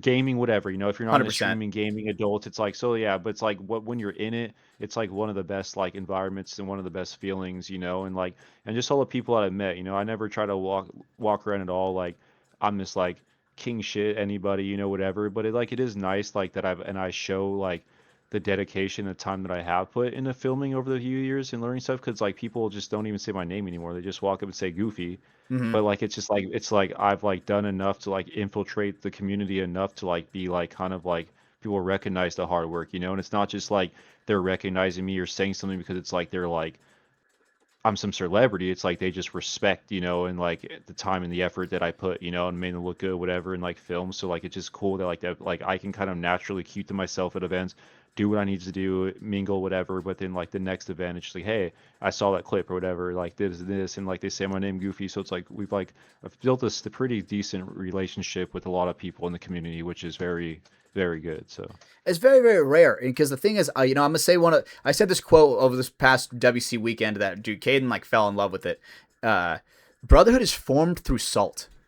Like hmm there is no like if you do not suffer together, dude, what kind of brotherhood really is that? yeah, You know, like yeah, when you can yeah, truly see what you know a brother is one of your brothers is capable of. You know, it's like, oh yeah, man, hell yeah, I can count on that guy. I've seen that guy yeah, on the brink of passing out from dehydration yeah, and you know truly giving it his all on the paintball field. You know, when you go through kind of like quote unquote traumatic yeah, experiences like that, you know, it's like when I look back at the memories where I'm like, man, when was I pushed the hardest? I think of the people that I was with at that moment. I yeah, think of, yeah. you know, the like the environment I was with, like who was helping me in that situation, who was against me in that situation. Yeah. You know, the brotherhood formed in salt is such a good analogy because, you know, or like another one that I liked where mud is thicker than or what is it? Fuck. Mud is thicker than blood. Fuck, dude. God damn it, man. I'm so It pissed, might be dude. the I don't know if it's the other Something way like or that. that way. I Something know like what you're that. saying. I've It's heard like that. God damn it. Blood is thicker than water, but mud's thicker than blood. Yeah. There we go. Dude, I just almost Okay. butchered that so bad, dude. Oh my Yeah. god, that was crazy. Holy shnikes, bro. Nah. But, you know, it's kind of like that where if you don't suffer with them, and that's kind of like the same way with like the media guys. A lot of those guys Oh are yeah. incredibly close because they're all on the sidelines breaking their fucking backs trying to free cam, Yeah. you know, like and Yeah. you guys all get it, right? And Yeah. it's just like it's just a common thing and for for you and me, right? As a guy who competes, and for you, a guy who's in media all the time, the common denominator between us is the sport of paintball. We can be really Yeah, close because one, I know exactly what you go through, and you know yeah, exactly what I go through, and that's kind of how yeah, you and I were able to like hit it off and be like, I was able to shoot a message, dude, let's record an episode of the podcast. And you're like, yeah, oh yeah, hell yeah, yeah, let's do it, yeah.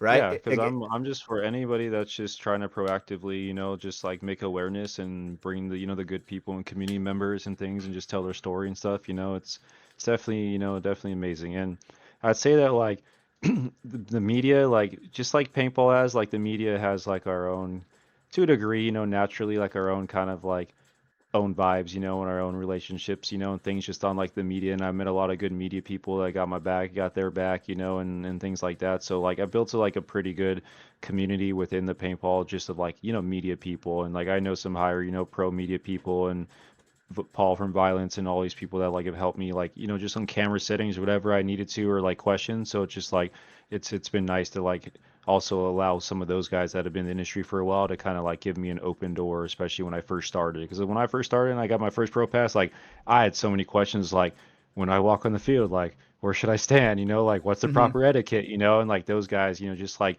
any older paintball player with the young ones, kind of just like taught me a lot, and told me etiquettes and like they're like don't overthink it. It's not like that difficult. It just you're just on the main stage and you can't fuck up. For sure, right? Basically, A lot of people like don't it's like gatekeep. A lot of people won't gatekeep if you're a yeah, cool guy.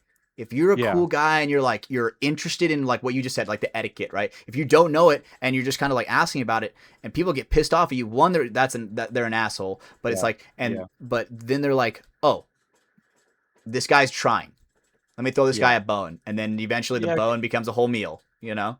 because normally I'm the type of person where like I like to do anything that's like creative or anything that like I can try to do thing on my own first where I realize like maybe outsourcing something like clothing or whatever it may be. But like I try to like do the research even if it takes me a long time to like really do the research and like really like learn. So like if I have those questions, it's not like very broad. Like it's like I'm a type of person where like if I'm asking you a question about like camera, it's usually like a specific question that like you might know more than me because like you've been in like Paul, like What's your Paul f stop feels at? yeah, exactly. Like Paul films for like Honda and stuff, he's the main side of violence. Like Paul's like a very respected person as I far love as that like guy. He's awesome. knowing his shit. So like when I go to Paul, even when I was like barely filmed any events, like I'm not gonna go to him and be like, hey, like label the A through Z's of like filming and all this stuff. It's like, hey, like I know my camera, I've done the research. These are like one or two specific questions to my camera, whatever they're like, or whatever that like I needed. So I usually try to do a good job of like having a lot of information or knowledge like already done. So then when I go to people and I feel like people like kind of respect that level too because like you said like it shows that like you're doing the dedication even if it's a background camera settings or like learning about fundamentals whatever. It's like people are just like hey, this guy is actively like learning all the BS stuff behind the scenes that you need to like even basically have to even understand filming photography. So this person's putting the time and work to doing that. So like all he has specific question about like something or like in this sunlight like what's like the best kind of maybe thing or what you do. So it's just like and I think people respect that, like knowing someone's, hey, they got knowledge. He's really giving a shit about what he's doing.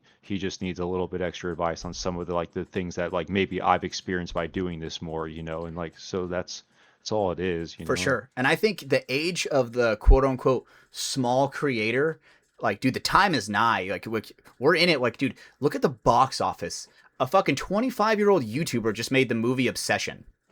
Yeah. You know what I'm Yeah. saying? Right? Like Yeah. we are in the time where one, it whole other topic we'll get into, but like AI, right? That's a whole other crazy topic, right? But I mean, like big wigs and Hollywood producers are realizing, bro, their movies fucking suck now, Yeah. right? Like Yeah. nobody is going to watch like the most recent Scarlett Johansson movie unless she's in the fucking Avengers. Nobody gives a Yeah. shit because And like people like that it's a small creator and that they are dedicating everything to their craft.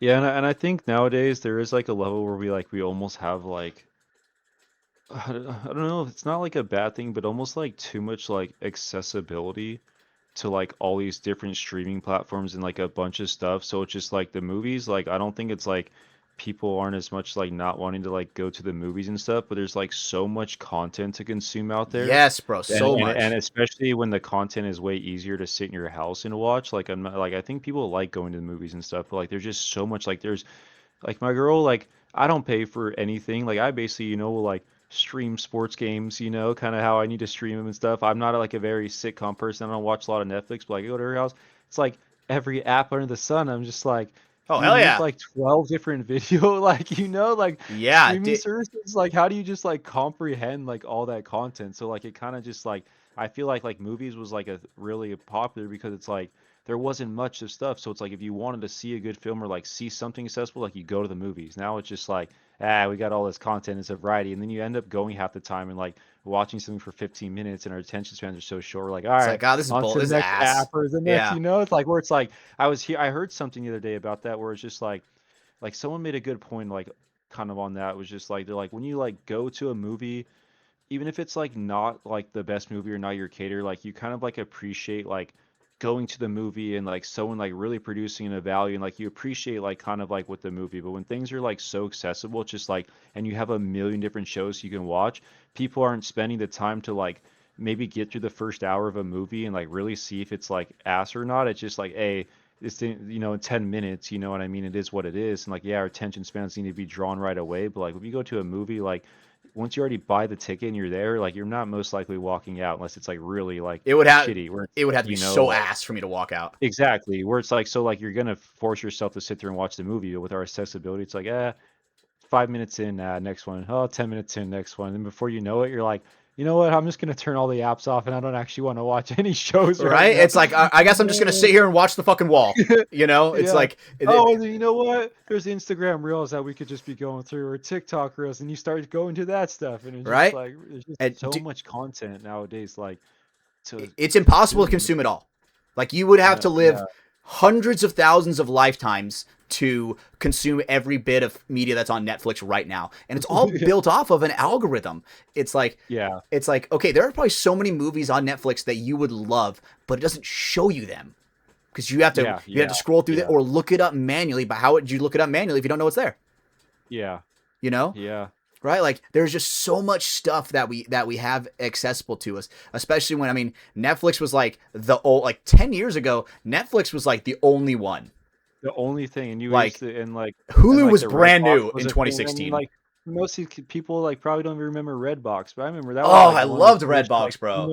Redbox was like one of the first like non-streaming things, but like the most accessible to like go get a DVD or something, or like you Yes. even rent video games from there to try them out, which was kind of dope. Shit, But dude, I would do that. that's I remember yeah, renting video games from Blockbuster, bro. Like, yeah. Yeah, that I remember. I used to rent Nintendo 64 games from Blockbuster as a kid. Like that's like and an it was like experience that a a lot of social people won't don't it was like a understand. social experience. You go to Blockbuster and say if there's another kid your age in that aisle, they're like, you could be like, "Oh, dude, like what game are you thinking about renting?" He's like, "Oh, I'm thinking about renting." From my personal experience, like Wanted, Weapons of Fate. You know, like the movie with like Yeah, Curve the Bullet. You know, yeah. like I, s- I I, got I that s- game. You know, I saw a video like that. That was someone was like, some guy was just random on the street was just like, why did like Blockbuster die, whatever. And like the guys pretty much said exactly what you said. They're like, at some point when like all you had was to go in public and intermingle with other human beings and like talk about stuff is actually a pretty rewarding experience. Like you said, like you don't have to like go be best friends with this kid or be friends with this kid later, but just like ask him seeing what game he's someone getting. like in the store, the game, or even just like seeing like adults like buying games for the like, but having to go somewhere. But like now that like it's not, it's like you kind of like yeah, it's more accessible. So like I get it, the brick and mortar stuff and everywhere is like slowly kind of, going out where all this online stuff, but it's like something about like being around like general public and just being able to have interactions with human beings that you don't know that like are just good, wholesome interactions is like Mm-hmm. very rewarding. And I feel like that's why like the world's a little bit interesting and different because it's like we have so much accessibility that like we're not always keep training ourselves how to like talk with people and be around people. And like that's why I do like filming paintball because for a moment in time I'm like at the field. Yeah, it can be brutal sometimes with the heat, but I'm at the field for a whole weekend, like not on my phone very much just to check schedules in paintball leagues. And I'm just interacting with human beings and just feeling the presence and the vibes and just like the friendship without like being so consumed on like doing it through Instagram or like Yes. an app or something. It's just we're in the moment. All of us, like you said, all of us are spending a lot of money to be here, other states, whatever. We're in the moment, and if you're not in the moment in an environment like that, then like you shouldn't like be there. To be honest, Like like the you worst like day of paintball is better than the best day of work. You know what I'm yeah, saying? yeah, yeah, Right? yeah, Like yeah. everybody wants to be there. A it's a culture that, I mean, shit, you don't even have to be like good at it to like really have a lot of good friends in paintball. Yeah, yeah. Oh yeah, like I said, there's a lot of people who aren't even that good, but you see, as long as you're out there kind of trying, it's like you might not necessarily just like go play on a team right away or something, but like there's people that like will take you under the wing, Easily. and even a little side thing, like one of my cousins has like a son that he's like 11 or something, and like she randomly, I don't talk to her very much. She randomly hit me on Facebook, hey, like so my son like saved up all like this money from like working and doing things like for the summer. He's only 11-year-old kid, and it's like he like went out and like bought like all this like he's in the airsoft or that's what he's getting into. But he's like he Oh like bought all his god. airs. I know, but he's like he bought airsoft stuff. It's like he spent his money and this is like kind of what he wants to do. And she knows that I paintball. She's like I know airsoft and like paintball, but she's like what's like the best route to kind of like have him like go play. And Ah. I was like honestly I was just like I know airsoft has more of their like freelance in the woods and stuff where paintball like doesn't do that. But I said like I was like well, either airsoft, like I don't know if there's any fields, like by the field. I don't know if you're going to the woods or going to the field, but I said like generally from what I've experienced that like if your kid like has somewhat of a social skills, like where they're not just like, like Hey. not afraid to talk to anybody, then like I said, at some point, like if he's a strong enough and I was like he plays like, club soccer and things. So like I know he's like in the realm of like feeling competition and like feeling all the different environments, and the people and stuff. So I was like, all you need to do is go to the field and like let him start playing. And I was like, I guarantee at some point midday if he just kind of like shows enthusiasm, maybe mingles with a couple people, like he'll find either some kids or even like, someone like me, like, just in a wholesome way, just like, hey, like let me teach you, paintball or like follow me for the day. Like, you know what I mean? It's just like if I like see a 11-year-old at a field or something and like they were by themselves, whatever, like not some making it some weird interaction and being a creepo, whatever. It's like, hey, like there's an 11-year-old kid that like was obviously out here to play paintball. He has nobody here. We're gonna bring him with my friend group, take him under the wing, Yeah, keep yeah. all like the drinking and the smoking away, and still be respectful because that's who we are. Like And we're he's gonna not have a gonna like, blast and remember that shit and he's forever. gonna have a blast, That's and he's paintball gonna be like, culture. hey, and then he's gonna go to his parents like, hey, like these guys might have been adults, but like they were just cool dudes and like love paintball, and that's where the connection is. You just make the connection about like the sport, and it's like and I love the youth, and like I've been trying to like coach like as far as like I'm saying like I like it as far as like trying to develop them and like just like really think like the youth is just like something that like we need to really focus on. And like I said, we're getting away from a day and age of like so much internet and social media that we're losing these like wholesome interactions to like coach kids or like do certain things. And, like I haven't done it yet because like I need to make the time, but I think like next year I don't know, it'd be maybe it wouldn't be interesting thing 'cause I don't have a kid, but like I've always just wanted like I used to umpire when I was a kid and like dedicate my time to baseball, and I want to go back to my San Brea Little League that's like right over here and like just volunteer as a coach, even if it's like Oh a hell yeah.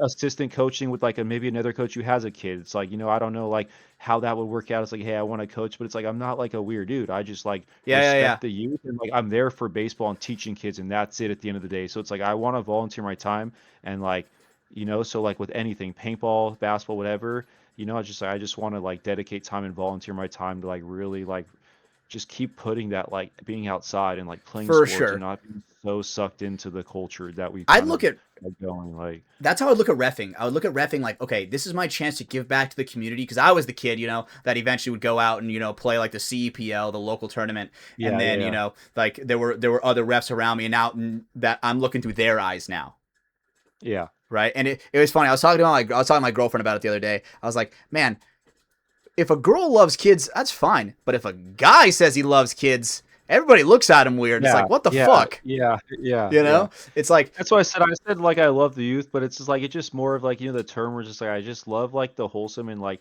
I've had experiences they're like not in one of my corrupted past minds. well, yeah, I've had one of my past relationships with the ex, like she had a kid and I kind of dealt, I had like that whole, thing a while ago, but like that was like one of the moments that like where like I really like connected to like a kid and realized like the innocence is like they're not corrupt. they don't fucking know any better. They just have this pure love and like innocence, and it's just there's just something about just like I don't know, just like being there for them and like being like, hey, like no matter if you're at the paintball field with nobody, you got a people, like there's somebody there that's just like a cool Yeah. person that's like will help take in the wing and help make you not feel like so intimidated, you know? And so it's Yeah. just like, I just like that kind of wholesome nature before you start getting a little older. I won't say corrupt's the right word, but before you start getting a little older and you start like learning about politics and learning how the world works and all this stuff, then you're like your mind goes different ways. But when you're a kid, when I was a 10-year-old kid playing little league baseball and stuff, That was all I was thinking about. the last thing I was worried about was any of that shit. It's like, but if some coach or my friend's dad saw my skill and took custom, teach me more, it's like that's all I like wanted, just like someone to show me the way, you know, and not worry about anything else besides just like playing sport and being outside and just like, you know, playing for the love of the game. For sure. Dude, I remember getting corrupted at a young age, dude. When Michelle Obama took away our cheese pizza at lunch, bro. Dude, I knew that was when I knew shit was going down, bro. That was when I knew shit was getting different. I Yeah, was like, that's whoa, what funny. is going Yeah, on, bro? You know? that's hilarious. Right? But That's uh, hilarious. it's all, it's also interesting about it because, you know, there are tons of people who have kids at Capital Edge, and everybody at Capital Edge is in such a good community to where it's like everybody's kids is like everybody else's kids in a way where it's like, hey, Yeah, make sure you yeah, make sure you tuck your elbow. Like I'm gonna give of course, anybody a tip wherever they are, right? Whether it be a of man, course. woman, you know, child, whatever. If they need a tip, you know, hey, Yeah, tuck your yeah, elbow of in. course. Hey, Yeah, maybe bend your knees or something, you know, yeah. right? it's it's also interesting the way that paintball is developed because when I was a kid, like, dude, I remember when I came home to my mom and I'm like, Mom, can I go to Huntington Beach to play some paintball? And she's like, Yeah. what the fuck? And I'm like, yeah, it's with 40-year-olds. She's like, what the fuck? You know? Yeah. But then I was like, Mom, Yeah. trust me, these guys are cool. Trust me, they're cool. They're Right? good. And thank God it wasn't one of those cases where, you know, you get molested. Like, blessed, right? You know, shout out to all the guys on 10 Cal Alliance. Like, Teach, I need to get his ass on here. He is a great guy, a father figure, dude, a guy that genuinely took me under his wing and changed my entire life, changed my outlook Yeah. on life. I still text the guy to this day because, you know, and I see him. Like, it sucks that my team and his team hasn't competed against each other in the Premier Division, which I want to. I'd love to put my skill to the test, and plus, it's also like, you know, I'm playing against, you know, old family in a Yeah. way, right? But once you're Yeah. family with me, you're always family, you know. Yeah. Yeah, It's that's just a like great why feeling. people don't like ask like one like I like not maybe in the best financial spot to like play consistently of like term payment, but I've also found my niche in the media and I've like built enough community that like I'm still trying to grow it and like that's where like at being 34 like that's where my ideas of like moving forward is like more of the real world and careers and like how I can utilize this and not as much as just like playing, but like I still have paintball, I'm still gonna be there. I still go play scenario, you know, and things like that. But the hard part in me is just like might be like a crutch, but I know enough people and I still have enough skill. I would have to like go practice a little bit. I'm not just gonna jump on a team and just be like an all-star. I'd have to go, you know, practice a little bit to get back into paintball and stuff. But I know there's like opportunities that are like open to me and people will ask me, you know, for tournaments and things. But like I don't know, it feels like most of the teams that like I've been on with for like a while, like in my life were like really like family. Like, you know, like your teams some teams might feel kind of like close and bros like family, but like there's some teams like one of the teams I was like with like family and the same thing where like, you know, like one of the dudes like Brian, you know, worked in construction, you know, like had a kid or whatever, but like he's like we called him like Papa Bear because like he basically was just like the dude who like really gave a fuck on as far as like organizing things and like making sure, you know, like hotels and like doing things like that. So like I would say like I was young, you know, maybe like 17, 18, like that's one of my first like real like competitive teams besides the other ones. Like but I really respected like he like cared for like all of us as like people, individuals and like make sure that, like he did whatever he could to like put us in like the best type of environment or prepare us the best, you know, and so like and even with my friend Kevin, no one's safe. Like I played with them for 2 years. We eventually just like, you know, stopped doing whatever. But like, and I still, he's the same guy I hang out with every day. And like, we'll go down those reminisce. And I'm like, you know what? Like, I could go play a paintball tomorrow and like practice and go play on a team. But like, there's just like something like from those both experiences that I've had that like, I don't want to like play with anyone else besides like my brothers and my family. And like, and if that, those teams or like those people, like we never say like make another team or something again, like then I'm cool like with where I'm at. But it's just, I don't know, being 34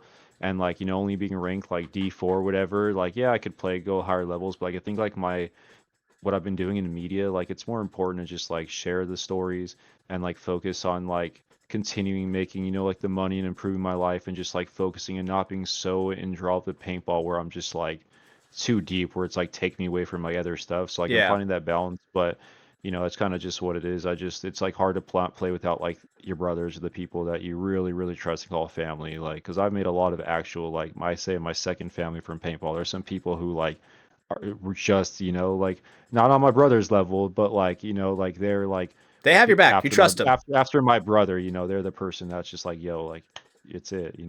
Yeah, So yeah, I feel the same way about my team, and I'm kind of in that same boat where I'm like, you know, if I got offered a spot on Impact, I like that is an unbelievable opportunity. But yeah, would I question myself, would I want to take it? Would I want to take it and possibly ride the bench with people that are mercenaries? yeah, And yeah, or would yeah, I rather be in the one where when we get to the Airbnb instead of a hotel, we have an Airbnb instead of a hotel, yeah. That's and the we're best. whooping Yeah, up nice hot garlic bread and spaghetti as a team together. yeah, Like, yeah. what would you rather want when you're on your when like this is obviously extreme, but when I'm on my deathbed, when it comes to like my memories and be like, what would I remember more? Yeah, yeah, especially when I go to NXL and I stay with Altitude Sickness out there. I haven't been out there at NXL this event, but that's like kind of how it is. It's like they have a lot of people. They'd always get like big Airbnbs, but it's just like usually it was like once in the weekend, like they would go like buy like pasta and stuff, and like someone who like I like to cook, but I don't get wrapped up into that much, so I let the other dude do it. But like one dude would just like just cook up a shitload of pasta, chicken, some shrimp, whatever, and It's then me like and one Caden. night we would all just have like a pizza night and like but like just being in there and like and it's one of those things too where it's just like whether you win or lose, like winning's always better than losing, but like when you do lose it is kind of good to like have that environment because then it like makes you You can't really just sulk. realize that like you want to win and like when you're competing in a competition, like to a degree winning is everything in the moment, but like when you say you get eliminated or don't make the playoffs, don't make it out of prelims, and then you go back to the Airbnb and you still have those friends and the brothers to like chop it up, still Mm-hmm. like be like, hey, we got our ass roasted, maybe next tournament, but we can still like take out that level and like then come back to reality and be like, we're cooking pasta, like this is why we're here too. Like it's not as much as like just the paintball, it's because it's like that's why I go to NXL. It's not as much as like to go. I don't make a lot of money when I go out to NXL. It's expensive to go out there. I'm not getting a shitload of teams, but I go out there basically to stay at the Airbnb with my friends and family to just to like and reconnect every 2 3 months, and like some people who I don't see all the time. Like that's what it is for me. It's not the filming of the paintball. It's just literally the Airbnb and being around the people who like I give a shit about, like, and just having those moments. For sure. I mean, dude, so the team took the year off in Excel to practice that to make to like fine tune the blade at WC in the Premier Division, right? Bro, I am feeling it, dude. Like I am feeling it not going to the NXL, like not seeing my family that's over there, right? Yeah, It is different and it honestly like has like a ball and chain on my heart as sissy lala as that sounds. But it's like, yeah. dude, like I miss my friends. Like I miss Matt the gym rat. I miss 40. Like I Yeah. miss being able to see I've my been friend Aiden itching. Connor. Like, dude, it is a Yeah, different feeling. I've been itching, and it's just like I said, just the vibes and experience that I'm itchy because I think when I started filming, I don't know, I think the first event I ever filmed was like Chicago 2023, and after I did that event, besides this year, I think I only missed one event out of like the next like I like before this year I had a possible of like 12, 13 events to go film in NXL. I missed one. Mm-hmm. These are the first So like NXLs I miss in 10 years. yeah, when I've traveled like for like the last 2.5 years, whatever, done Dubsy and been traveling, like then to just be like, well, we're pushing almost a fourth NXL event and I haven't even made one. There's just like this like feeling like I don't give a fuck about the money at this point. I just need to get out there, bro. Like Yes. and just be with the family, in a different environment and just kind of clear the headspace a little bit and It's but it's a weird feeling because, um like home is where your family is, right? And where it's like no matter where I'm at and if they're there, dude, I'm home. Like I'm good, yeah. Yeah. right? And Yeah. it's also a difference where the brotherhood's formed in salt when you're having type 2 fun, and then it's like kind of like what you said, win no matter what in that moment, but it's not like your life ends after the win. Yeah, if you yeah, Yeah. You still have to Whether go you back win to the or B&B. lose, life still Exactly. moves on, like, you Exact. The know, and sun will rise and the sun will fall no matter what every yeah, single no matter day, what. right? Like even if you die that same day, the sun is going to go up and the moon's going to come down and rinse and Yeah. repeat, right? Life is Yeah. going to move on whether we like it or not. So you can choose to be a fucking asshole and just soak on it all the time, but that's the best part about a team sport is because you have your boys to be able to like hype Yeah. you up and be like, bro, Yeah. like it could be worse. Yeah. Sure we lost. 100%. Like, sure we like. I mean, we went 3-1 and we made it Sunday, but it could have been worse. We could have not. We could have gone 0-4 and didn't even win a single point. Yeah. Yeah. You Yeah. know. And even if you are in that situation where, oh shit, man, you went 0-4, you didn't win a single point. Damn, at least you had the boys. Like, let's go play some mini golf or something. Yeah. Let's go play a Yeah. different sport, maybe. Yeah. You know. Yeah, yeah, I know. Yeah, maybe we should play a different sport at this point, but Right. I mean, it happens, like it It happens does to, happen. yeah, every good team has got their ass kicked, at some point in time, multiple times, it's not just like so you just gotta, and you just gotta look at it, you lose, but you can just keep focused and realize, we tried, we did our best, just next tournament and just keep learning and not like get so deflated or you're just like kind of getting, because I know some people not too sick and some of the younger guys, like maybe haven't experienced as much tournaments or haven't experienced like what it really feels like to like lose as much. So it's just like you just gotta once you kind of get over like this is part of the sport and like let's not like go back to the Airbnb and just like lock myself in the room because I'm so depressed. It's like nah, be out with your boys because that's how you like learn and stuff. And then when the day's done, you can sit and eat pasta and sit at the table and then like Mm-hmm. it's kind of like those are the times when you hash it out, like not in a dick way, but like in during the tournament, like you're not gonna like if someone's being irrational, like you might call them out, but like during the tournament, like you're also like not gonna cross that line where like you don't want someone to get like so like That's the coach's job, pissed not yours. pissed off during the tournament that like they completely before even day two happens, they're like taken out. But that's the time where like a Sunday you lose, just get some beer or whatever, barbecue, cook in the Airbnb, and then that's when you kind of just like have your little fun at poking, like you like, Yeah. hey, Remember when you hey, were I being didn't a want to fucking say shit, asshole? but remember when you got that yeah, remember when you were the one who got a penalty, but the next point you want to be an asshole and you fucked this up, like, Yeah. just all fun, and that's what builds character, being able to kind of like point your fingers a little bit, but like in a fun way, and like that's what and you do need to be held accountable. You need to be called out because there are certain points where like if like sometimes you'll be on the sideline, like you on the middle, it'll be like 5v2, and like somehow like the two people like win, which shouldn't happen, and there's like a fine line where like in the moment you got to get ready for the next point. You got to like kind of call them out a little bit, but you can't like if sucks you lost like that point, but like you can't be so aggressive that like now you start not allowing yourself to recoup for the next point. Where like, well, that's kind of like you call them out, hey, bros, guys, what the fuck are we doing? Blah blah. You're Let's better get than ready. that. Figure it Get out, back in. and then go, and then at the Airbnb, that's when you're like, what the fuck, guys? We were up 5-2, and you guys just got your shit pushed in, Yeah, like, or and you're like, and watching it's just, film. yeah, yeah, yeah. That's the Oh, yo. Because bro. with the altitude sickness, they like to do that a lot. Where like if like sometimes I'll be at the field late, but if we can, I don't put my camera up on a laptop. We just have an HDMI and I just put it directly to my camera, and we'll watch their footage back. And like sometimes like They're brutal. even me like that films it all the time. It's like, yeah, I don't remember that point. Or like this one guy James is an older dude, and like he's like a very good paintball player, but he's like 40, so like he's trying to carry a lot of the load. But like this dude, like I don't think he like tries to like get away with shit. But like there's been some clips like where we watch where Oh. like dude just gets like a red flag or like a penalty, and we'll watch it back. We'll watch it back, and then all of a sudden it'll just be like, hey bro, I know you didn't think you did something, but we basically just saw you get a 10K, get a 3-for-1, and then Yeah. like it's been like that thing, and then like every tournament it's like been that thing where like now we're just like, all right, don't get the flag today, and we're just calling him out, and like he'll just Yeah. look down and just put his hand and be like, I know guys, I got on film. When it's on film, there's no excuses you All can you accountability. can make or anything, so yeah. It's so funny because the peer pressure you can feel when being around your team like that. Okay, say if there's a guy that is sulking like this.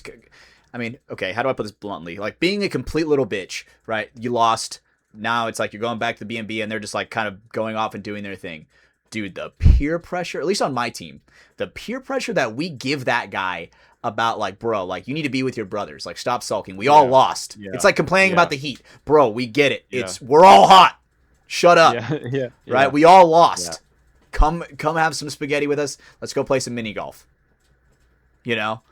And Yeah. Yeah.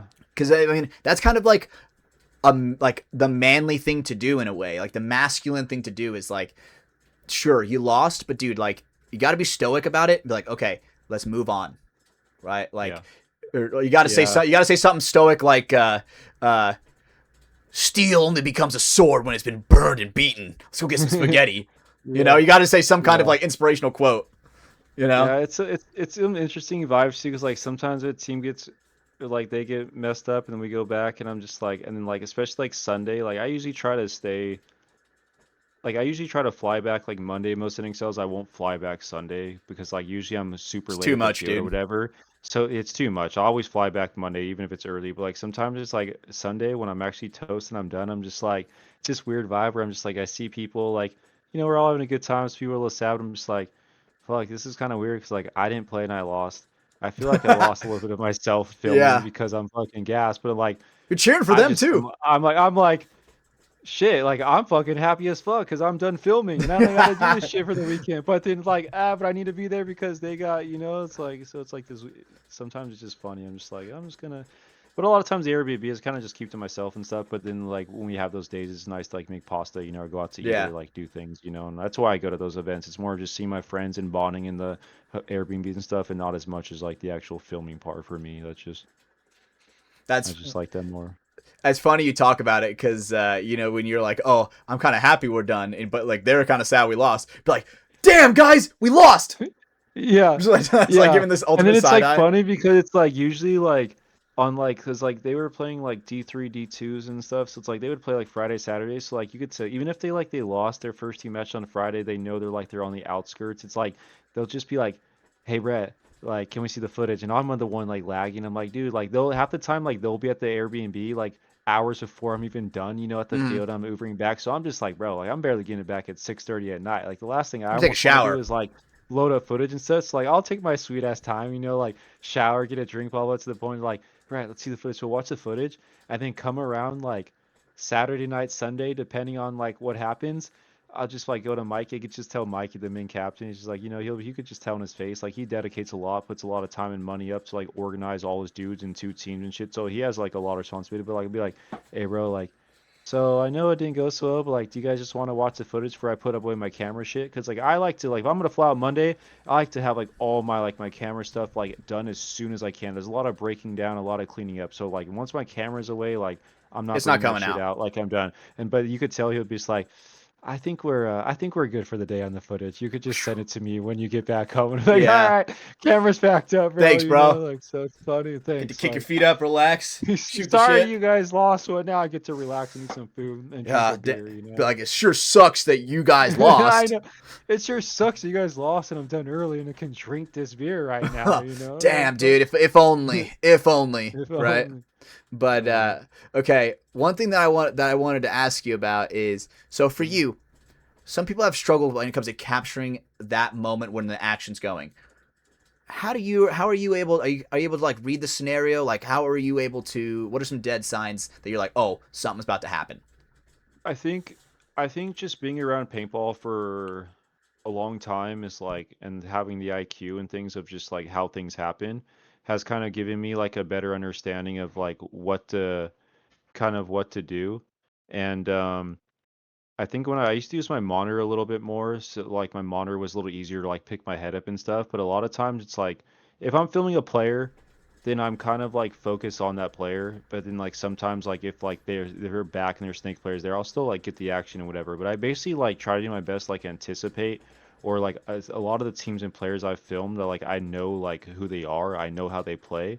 So when I film some of the same guys all the time, it makes me I know like hey when this guy's like a snake player, but like he gets like stuck kind of in the second, like before entering the snake, they could tell he's getting itchy or he gets itchy at this spot. So like I kind of have like done pretty well, like or like if I'm just statically like filming a player, I'll sit there and hold my camera, but I'll like lift my head up and like kind of survey because like sometimes on camera you do get tunnel vision, so like it's important to like know. So like I'll look up like or like hey like well, this side's getting eliminated. They just kill their snake player. So this snake player is generally, or this guy that's like waiting to fill is generally going to fill within the next like, and then you can see like holding the lanes, and then they start kind of like dropping a little bit, and you could tell their feet get lancing, like, all right, this guy's going, and like, Mhm. and then like I need to zoom out, whatever. So I think like it was a little more nerve wracking when I first started, like to get the feel. But I think like being around and playing paintball since I've been 10 years old, like I understand a lot of just kind of the anticipation and like kind of certain things that go through the head of like a player.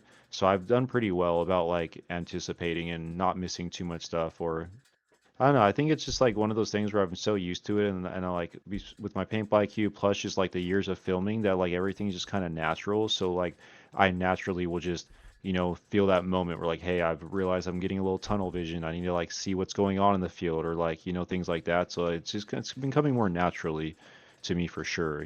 But Yeah. Wow. I mean, I think that recognition is one of the most important parts about being a player and being a cinematographer with it. Because if you want to get the shot, you have to be like, oh man, like, like this guy's in the snake. No one else knows. I better yeah, keep an eye on.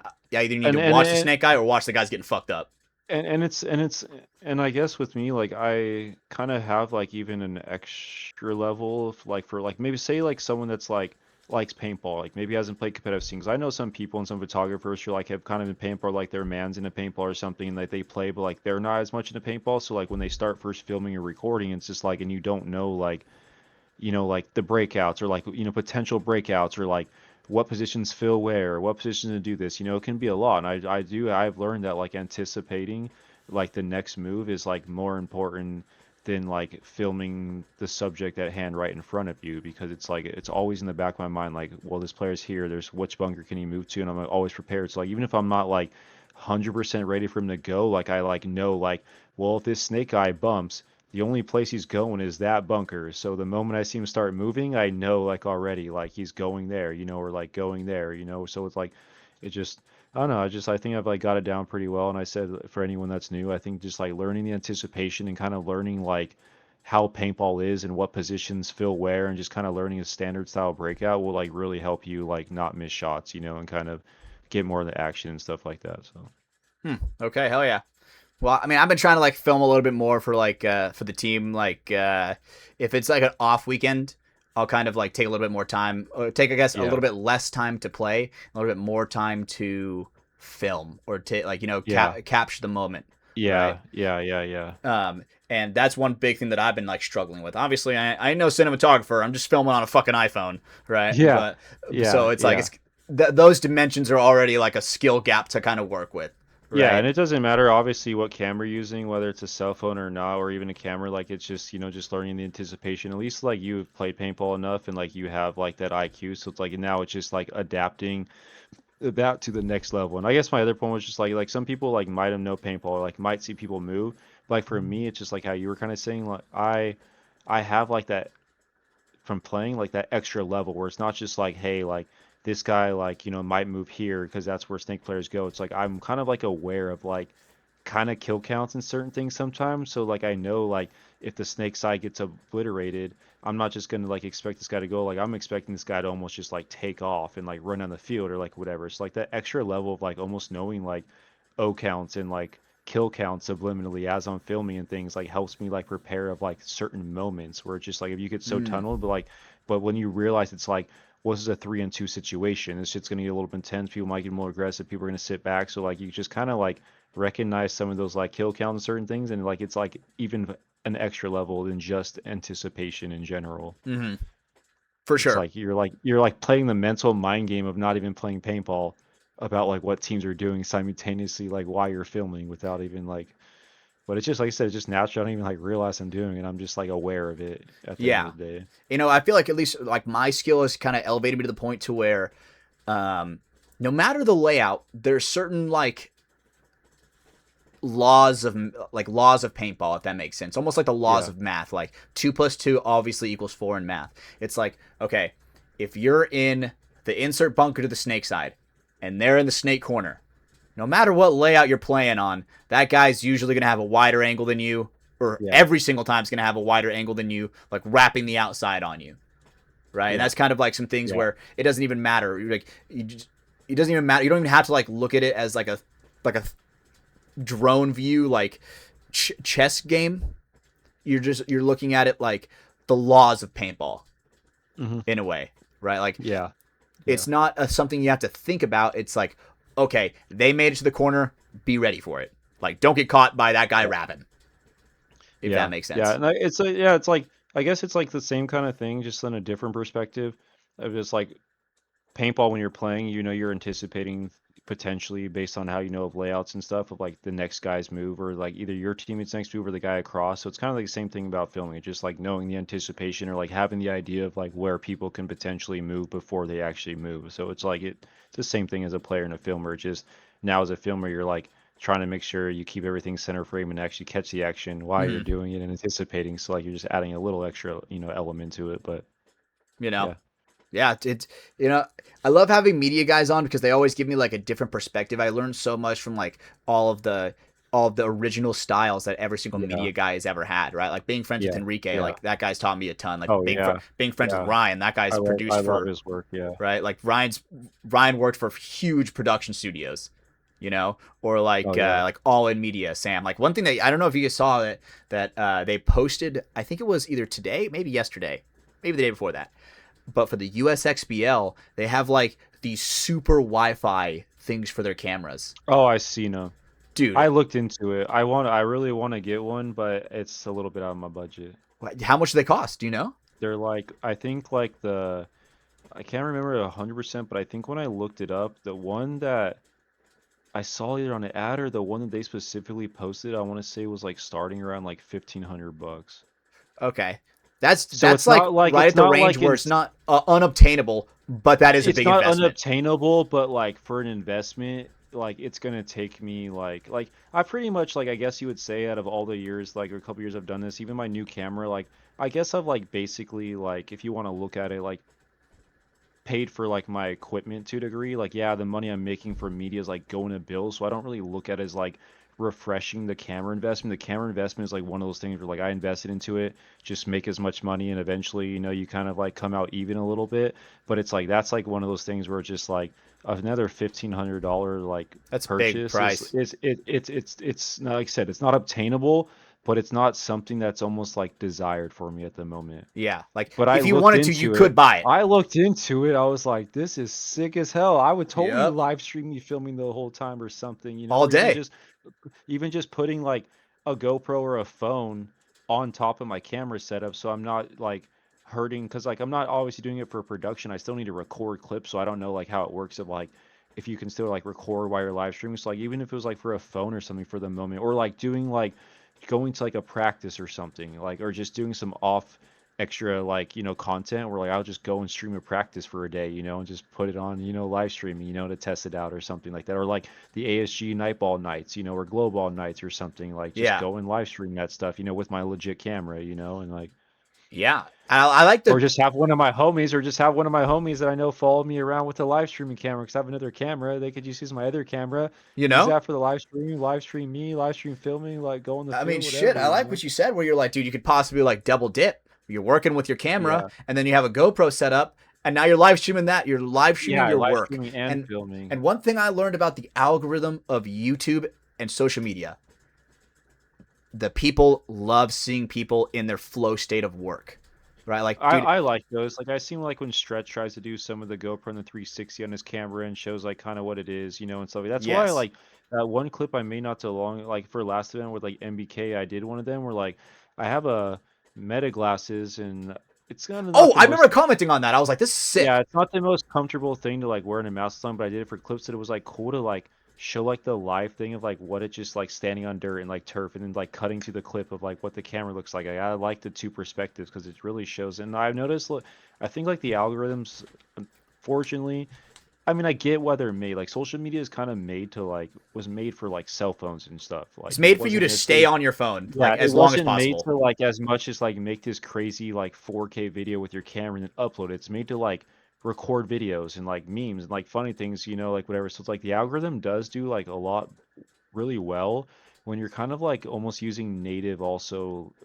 equipment. Like I feel like I don't know, I've talked to someone about this. I feel like cell phones and like maybe some quicker GoPros or like Meta glasses are popular, like get a lot of traction because it's like that's like what like these apps and stuff are kind of like catered for. It's what you're seeing Is out of like your own more eyes. yeah, it's more quicker production where it's not like, to put a whole movie on Instagram. It's just like Meta glasses do well and like and then just like some of the short form cell phone videos that like people always say the most dumbest video. You ask most media people like the most dumbest video or like the most like less intuitive like creative like video out there It's like their most probably popular. has made most of them the most popular at the end of the A day. guy Like missing a full reload will be more popular than a guy like running through, switching yeah, hands 4 times, getting a exactly. 5 pack. Yeah, You know, it's just yeah. the way that the algorithm works with that is just so strange. Because I mean, dude, I even get like, I mean, there's this one YouTube channel that I'll put on in the like when I'm gaming, doing my thing, and I'll put it, I have a second monitor, so I'll put it like up a video or something. I forgot what it's called, but it's called like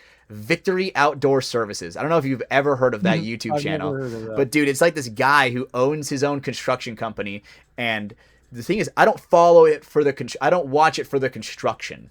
Yeah, I don't know if Sure, it's the sometimes same I guy, do. but I follow one page kind of like that where it's just like I don't know, I just like I follow some for kind of him like because he's some entertaining. blue collar work too and things like that. And I also like watching perspectives of like videos and people of like things that like I don't do or like I can't do or I'm not specialized in. Yes. Where it's just like you're like, hey, these guys, this is a concrete company, and they're like pouring concrete, but like slow, like you said, by the guy's natural personality, and just by watching, I'm like, damn, like this concrete stuff's kind of dope, you know? I mean, You just like know? things that you learn of trades and you learn of other things that are like don't get as much like respect, you know? I feel like or like, like and it's cool just to like kind of see a point of view of like what somebody like goes through that you're not doing on like an 8 to 10 hour a day Yes. grinding, mixing concrete, pouring concrete, doing it might not be the most entertaining thing ever, but it's like it like makes you respect like people as well and like the Yes. blue collar work and like people using their hands and like just like skateboarding.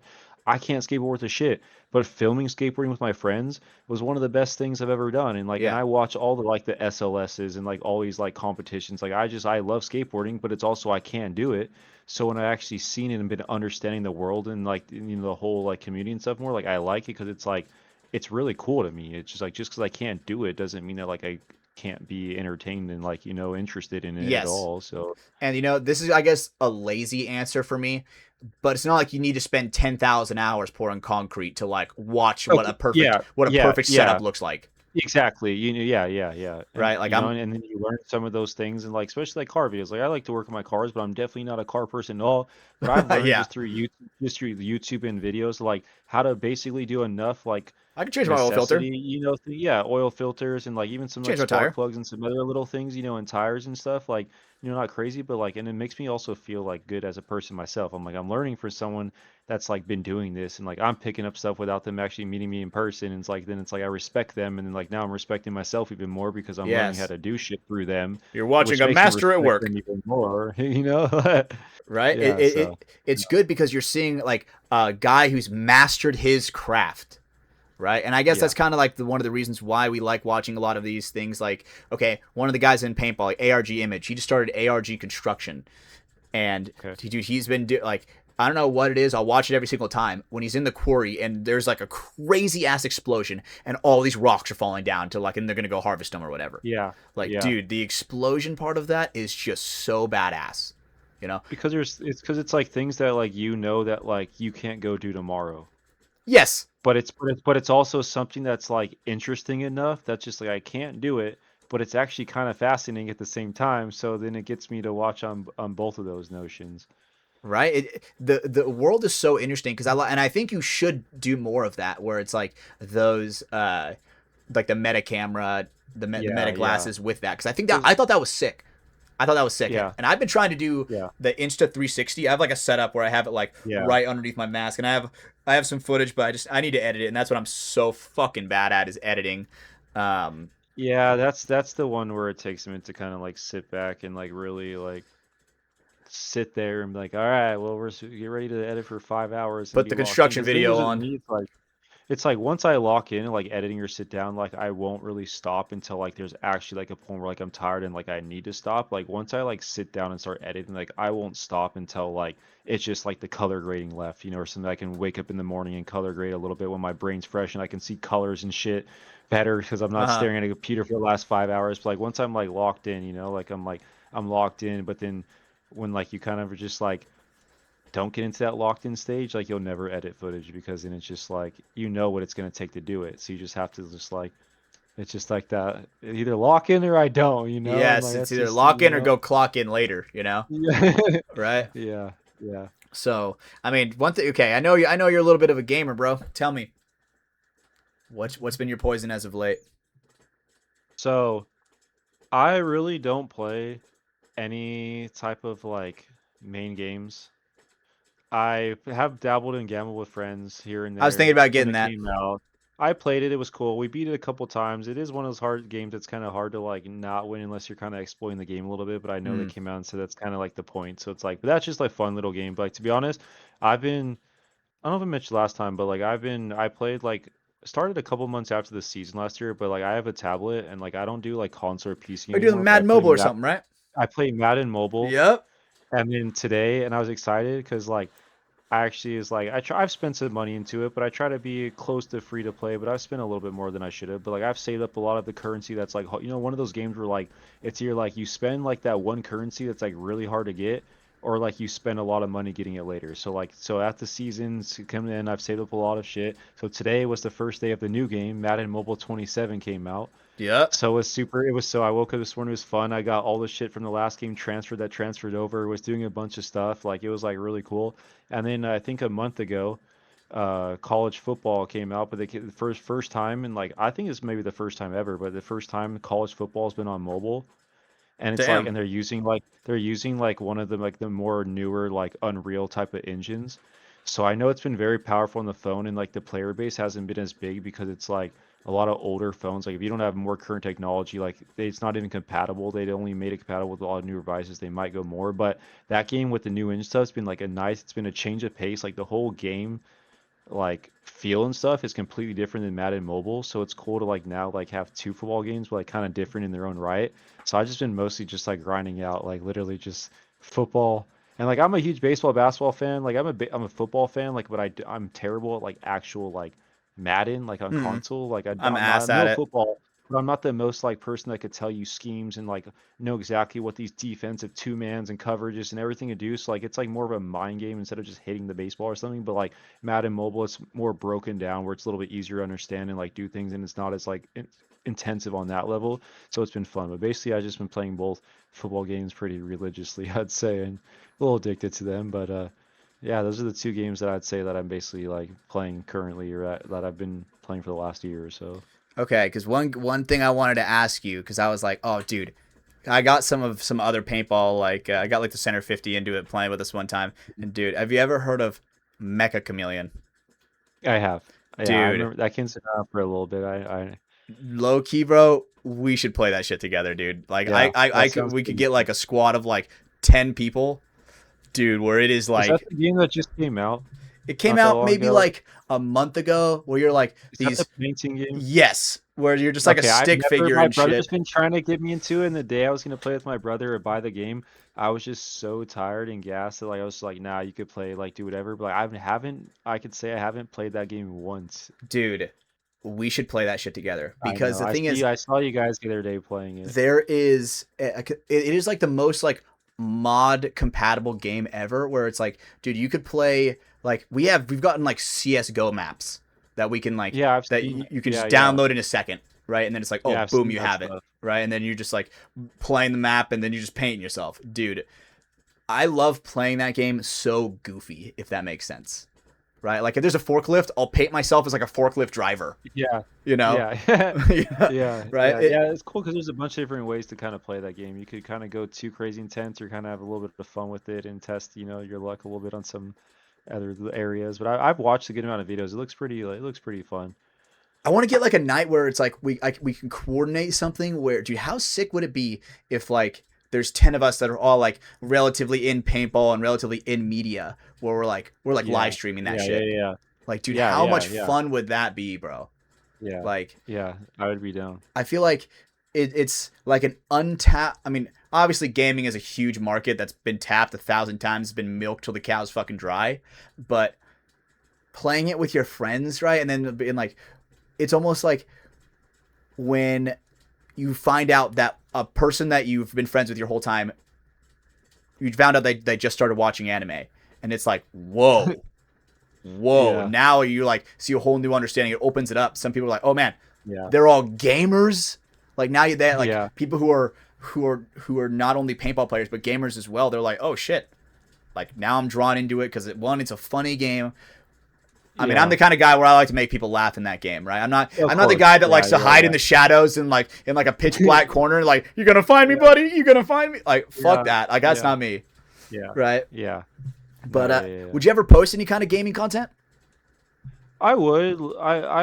I made I've did on my paintball channel like a while ago. I think I did a little streaming of like when some of the paintball games were coming out, like the 5-2 Studios or the other ones. We did a little stream of like actually playing paintball, and then I made like a video on like Greg Hastings and stuff about like gaming. But I've always like been interested with my brothers. My brothers doing well to like doing like a gaming channel, but like I have to like limit my options. So like I would post like something like that. I would like post, regardless of like, especially if it's all of us and it's like paintball people and stuff. So it's like Hmm. catered to still like that channel and stuff. Like I would totally like do something.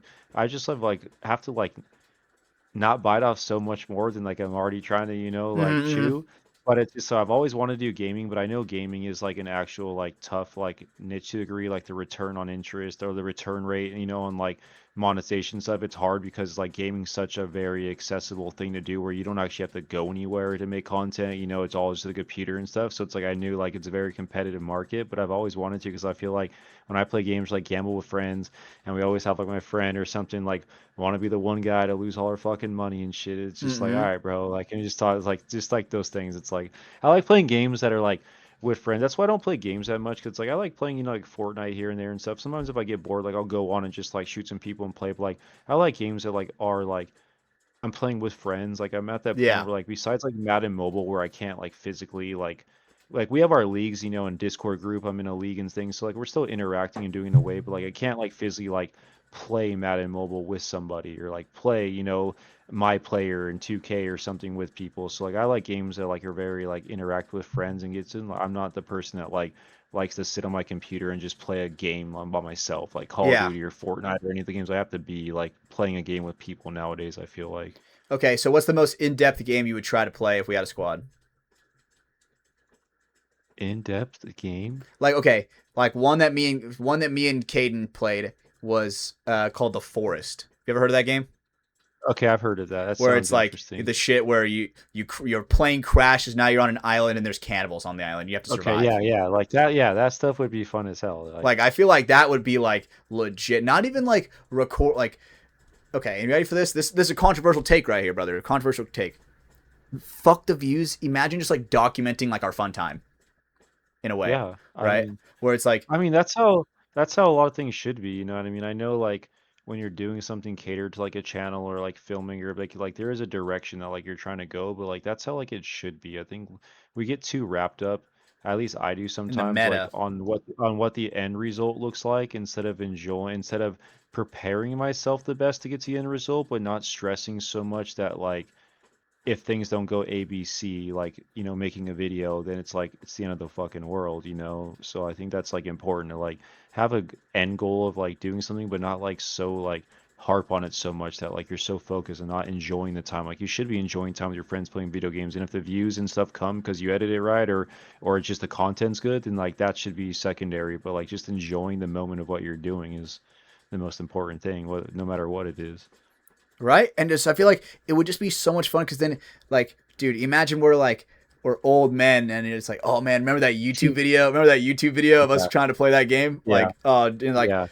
just I mean, there are so many times where I could like where I almost like regret not recording certain times with my gaming friends because I'm like, man, that is such a Yeah. fucking funny moment. It seems like that when the best things happen or like the best clip that you get in a game or the Never funniest things are recording. like the times when you're not trying to record. But then when you're recording, it's just everyone being toxic and actually getting pissed off. You're playing Valorant or something, everyone's Oh just hating god. life. You know what I mean? It's That's just why like, I'm at the point where I wouldn't even record Valorant anymore. Like I would want to like do like co-op games or something, like or like a zombie game that we can play with like a group yeah, of people. that's what I was trying to do with my brother. I told my brother's like, I want to do a gaming channel, but I want it to be like a brother gaming channel. But like the games we play is just like those channels you see, like, hey, here's like a fucking $5 game on Steam that's like not a crazy investment. This game looks fun, or like the party games and like doing stuff. Because my brother was like doing a little bit of video game YouTubes for like League of Legends and things, and like he was like doing pretty, got like maybe 500 subs like early on and just starting. But then like he stopped doing a little bit. And I was just like, why'd you? I was like, I noticed because I was my brother, like, and we live in the same house. So it's like I always check on him, and it's like, hey, I noticed you haven't like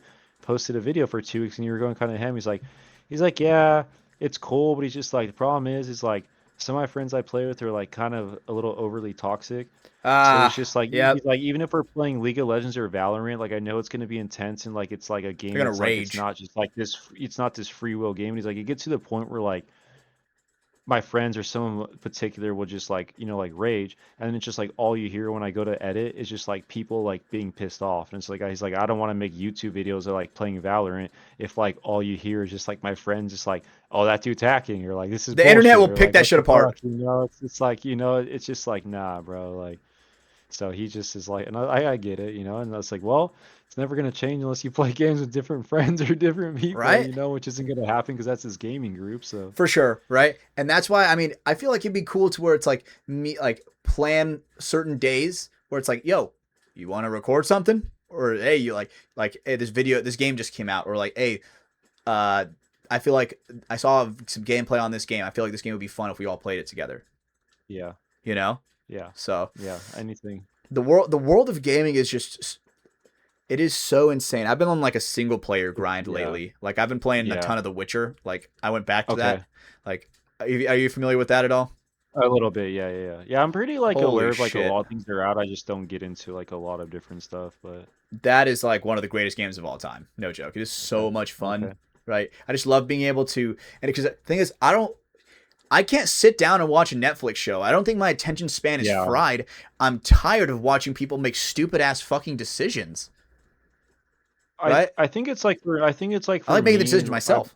I've never been like I've watched plenty of movies and certain things, but I've never been crazy into like shows when I've gotten a little bit older because I don't know, I just like look like if I'm gonna spend to me like if I'm gonna whether people think gaming sucks a lot of time, whatever it does, but like I'd rather if I'm gonna spend like 3, 4 hours like watching shows, then I'd rather like game with the friends and like spend the 3, 4 hours that's not very constructive regardless. That's Right? like do it in a way that's like I'm still enjoying it and not It's just feel like I'm laying in a bed mute like by yes. myself just It's like rewarding watching to your shit. soul.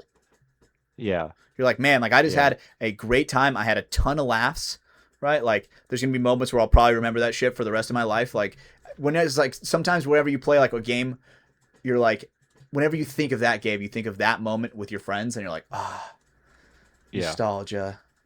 What a drug, you know? And nostalgia is just this. Nostalgia is. I heard this where it's like nostalgia is the privilege that you've revealed to yourself that you've lived a good life, that Yeah, you want to go back and you want to yeah. experience again.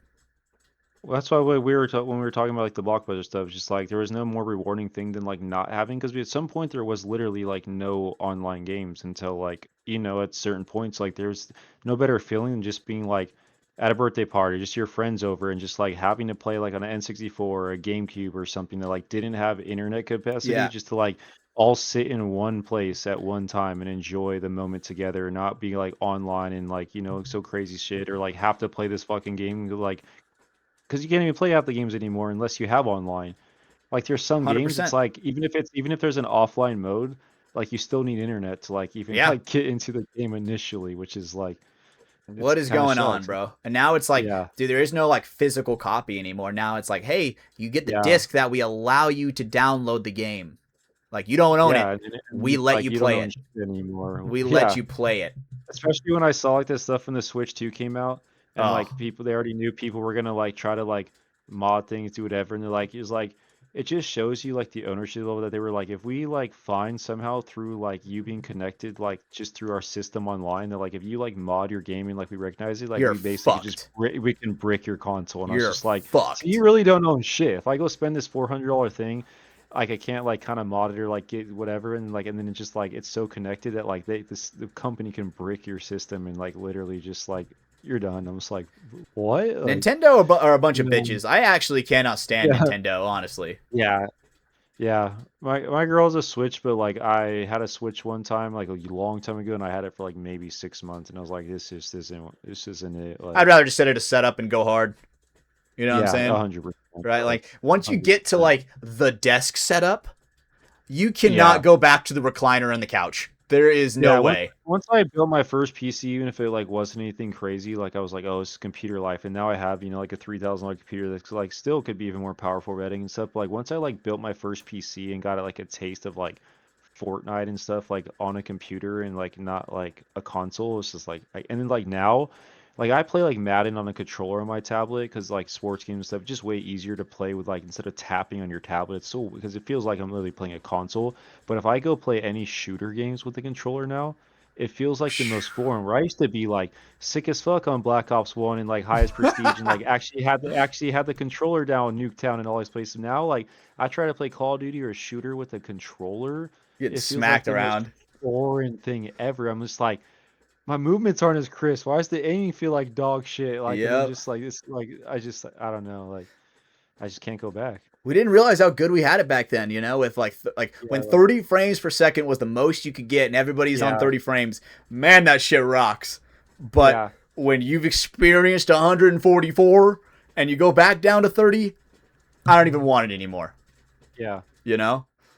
And I But feel like even if things like that were a little bit less, like games were still, I feel like made more universally like simpler as far as compatibility. Like, yeah, like our frame rates might have been down, but like I still feel like playing like older TVs and consoles like Modern Warfare 2 and stuff, like feel pretty like crispy and stuff. But like unless now and like unless you have like a gaming monitor and this and this and da da da. It's like you're not even able to just like play on like your standard shit like to a degree in a you're getting TV and shit like have on. you're just having shitting latency and like just like millisecond response If time you're and not all this at a crazy desk shit. setup, you're getting Like fucked up.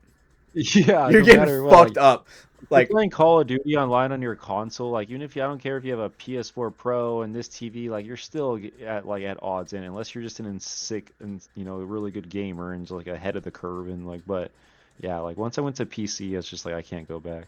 right? And I'm not. I hate doing that thing where it's like, oh, PC master race. I hate being like that because obviously I was the kid that grew up with like a PlayStation 2 and an Xbox Yeah, 360, yeah. right? Like I had Because like a shitty computer as a kid, but nothing like I couldn't even play like when a Counter-Strike first originally like ever came out on PC, like I know some of my friends have it, and I went to my friend's house, like, yeah, you should go get Counter-Strike. Dude, I went home, tried to download the Counter-Strike, and family my computer computer. just says like, yeah, fuck you, bro. Like you're not down. So ever since then, I was like, well, I guess console it is for a while until I get old enough and like build or buy my own PCs. But Yep. so I think like being limited on like it's not like my like we were like bottom tier broke or anything, but we're just in a decent middle like family of just like using the resources how we need to and like video games and having these crazy computers like Yeah. isn't like what we needed It's like a birthday or what gift we kind of need thing. as kids. Yeah. So it's like I've been more like catered to like growing up as a console life because they were like we just Me as that well. wasn't something looked at like hey my kids like need like even when technology was that old, there were still computers, could run Counter-Strike, but there was like, my kids don't need like this computer at this time. And I respected it because it made me like forced to get outside more and like didn't make me get sucked into PC world too early where I'm just like, damn, like this Absolutely is, true. like, I don't know, like, but I don't know. I grew up with consoles, but then once I got the first PC and built my first PC, I was just like, damn, this is Later, what's bro. up, bro. Yeah. Yeah. And then it's like Yeah. I remember I was one of the first dominoes that fell in my friend group. Once I got a PC, and Mhm. that was like, dude, this shit's awesome. They're like, oh yeah, whatever. Then like the next week, they're like all going to they're like, I Yeah. don't want to build mine, so I'm gonna go to Costco and buy a pre-built. Yeah, and see, that's Which what it that's was me. good. Like You can do that now. it is good, but like that's what's me. Like I said, like I try to like do things before I just like go to the mainstream type of stuff. It's just like, yeah, like I can build a computer. Yeah, like it might be still compared to what I'm gonna build, but like I was so interested in technology and like just knowledge. Like I spent probably like 3 months of just on Google, the internet, YouTube, learning everything about PCs, asking a couple of my friends who've already built PCs, and I was like, well, and like when I went down to it, like compared to how my grandpa used to build PCs, the stuff inside a computer is very limited. Like my grandpa used to have, ribbons in there and like all these hard drives and all this other like crazy shit. Computers actually are like you need to make sure the technology links up so you don't fry shit in like all the current and shit, like any computer that's ever been built, but like the parts are very minimalistic. So like once you have the knowledge of like building a PC, it's like and you're just careful about frying shit and stuff You need like like that, like five elements.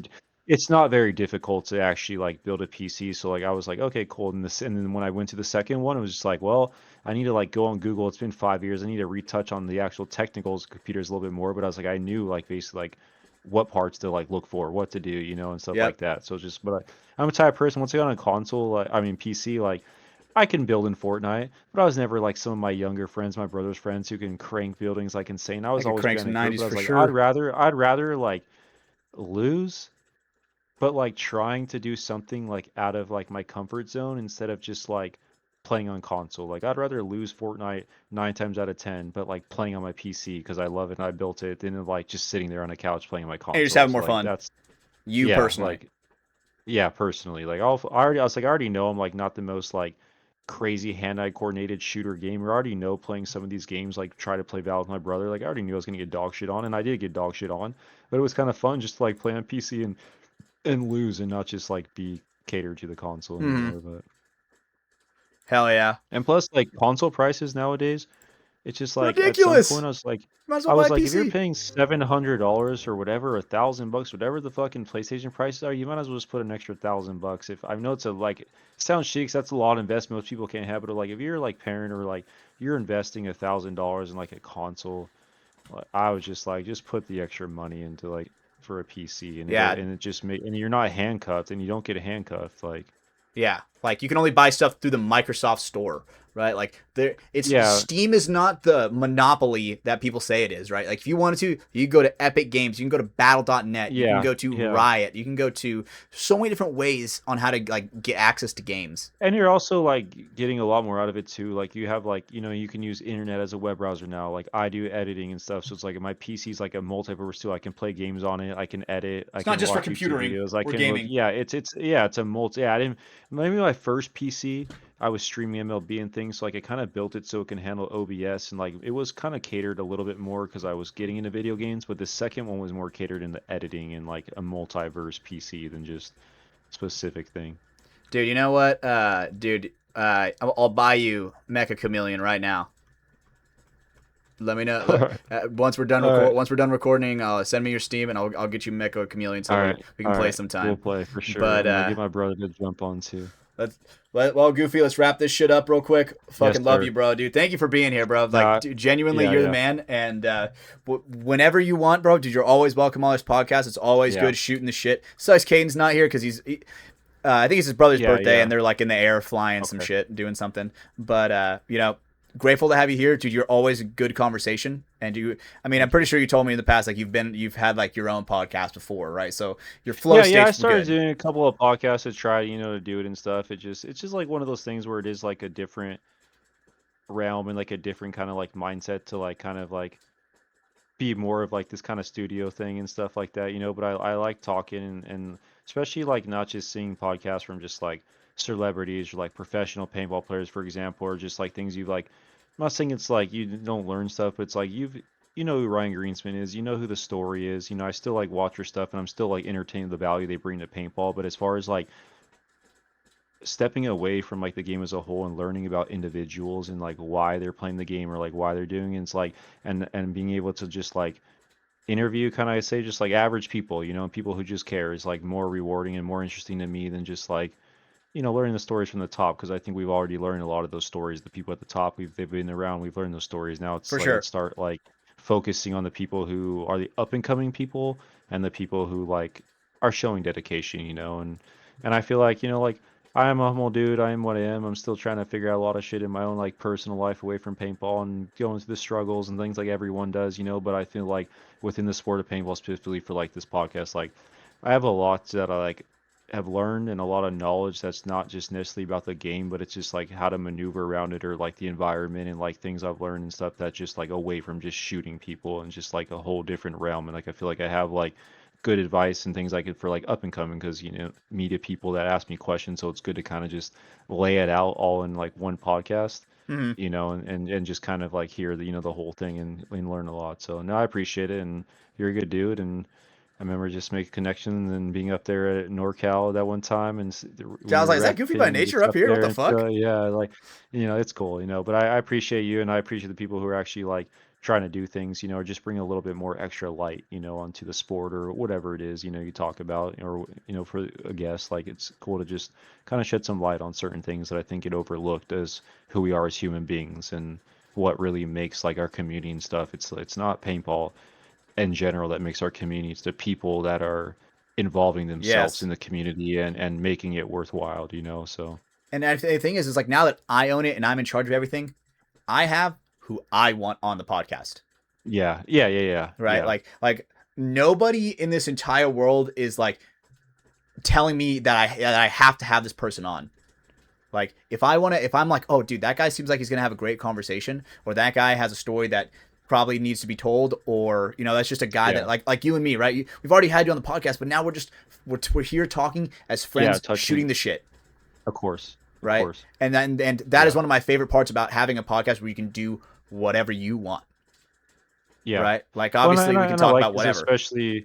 especially this, because it's like I know there's like specific, questions and or certain topics that you eventually like hit on throughout the podcast, but it's like, you know, this, especially now, maybe the second time around, it's kind of just more just like being able to talk about what you have in mind and like the direction you want to go for this, but also talking into like a looser kind of friend way where it's not just like, a list of 10 questions and you're just like going down the list, and like it's like robotic. It's just Yeah, like there's I a need ton to of hit on questions these that we didn't even topics. touch on because the flow Yeah, state's like I just need so to, good. yeah, and that's what's saying. It's just like, and sometimes it's like some of those questions that like maybe that like we didn't get to, like we'll like the other stuff that we kind of talked about more, maybe the more important and maybe, like last, a little bit more and just kind of mean a little bit more than certain things. But who knows? It's just like one of those things basically just like being able to like talk without like feeling so robotic, like you're like at a job interview to being able Yes, to still hit on a lot of things that you have envisioned for it, but being able to just talk to you and like, and I can see the switch up. I can see when you're asking me, certain questions without it feeling like, all right, let's get like in this, like, let me look at my list, and get in this question, which is just like, bam, it's just like, all right, we're going to the next topic, but like it's just flowing, one after the other without it being so cut and dry in like a job interview, like, for sure, right? Because I get bored of that. Like if I want to put something out that I would want to be able to listen to, yeah, and I yeah, like being able to pick someone's brain in whatever way that I like to pick their brain to see who they truly are, right? Because obviously, I mean, yeah, we're at 2 hours and 20 minutes, dude. A lot of people like they can't like an hour is too long talking to a camera, yeah, you yeah, know? And it's yeah, just like, yeah, it's bro, like come the fuck on. Right. And you can also kind of tell yeah, who people are when like an hour and a half goes by. You're like, you can kind of see like how tolerant they are of certain questions. Right. Like yeah, sometimes certain yeah, opinions come out where it's like whether they have this opinion or this opinion. Right. And you can kind of just yeah, like pick it and maybe dissect it down and just, yeah, see who they are as people. And hmm, I'm a people person. Right. This isn't a paintball podcast. This yeah, is a people podcast. yeah, yeah, yeah, no, yeah. Well, I've So, enjoyed and I appreciate your time and your friendship, and thanks for having me on again. And yeah, I'll hopefully see you be able to talk to you at the next Dub C if you go down there. So, yep, for sure. But all right. before we leave, I gotta do a quick little sponsor read. If you're listening to this, Welts Clothing, use code FTS.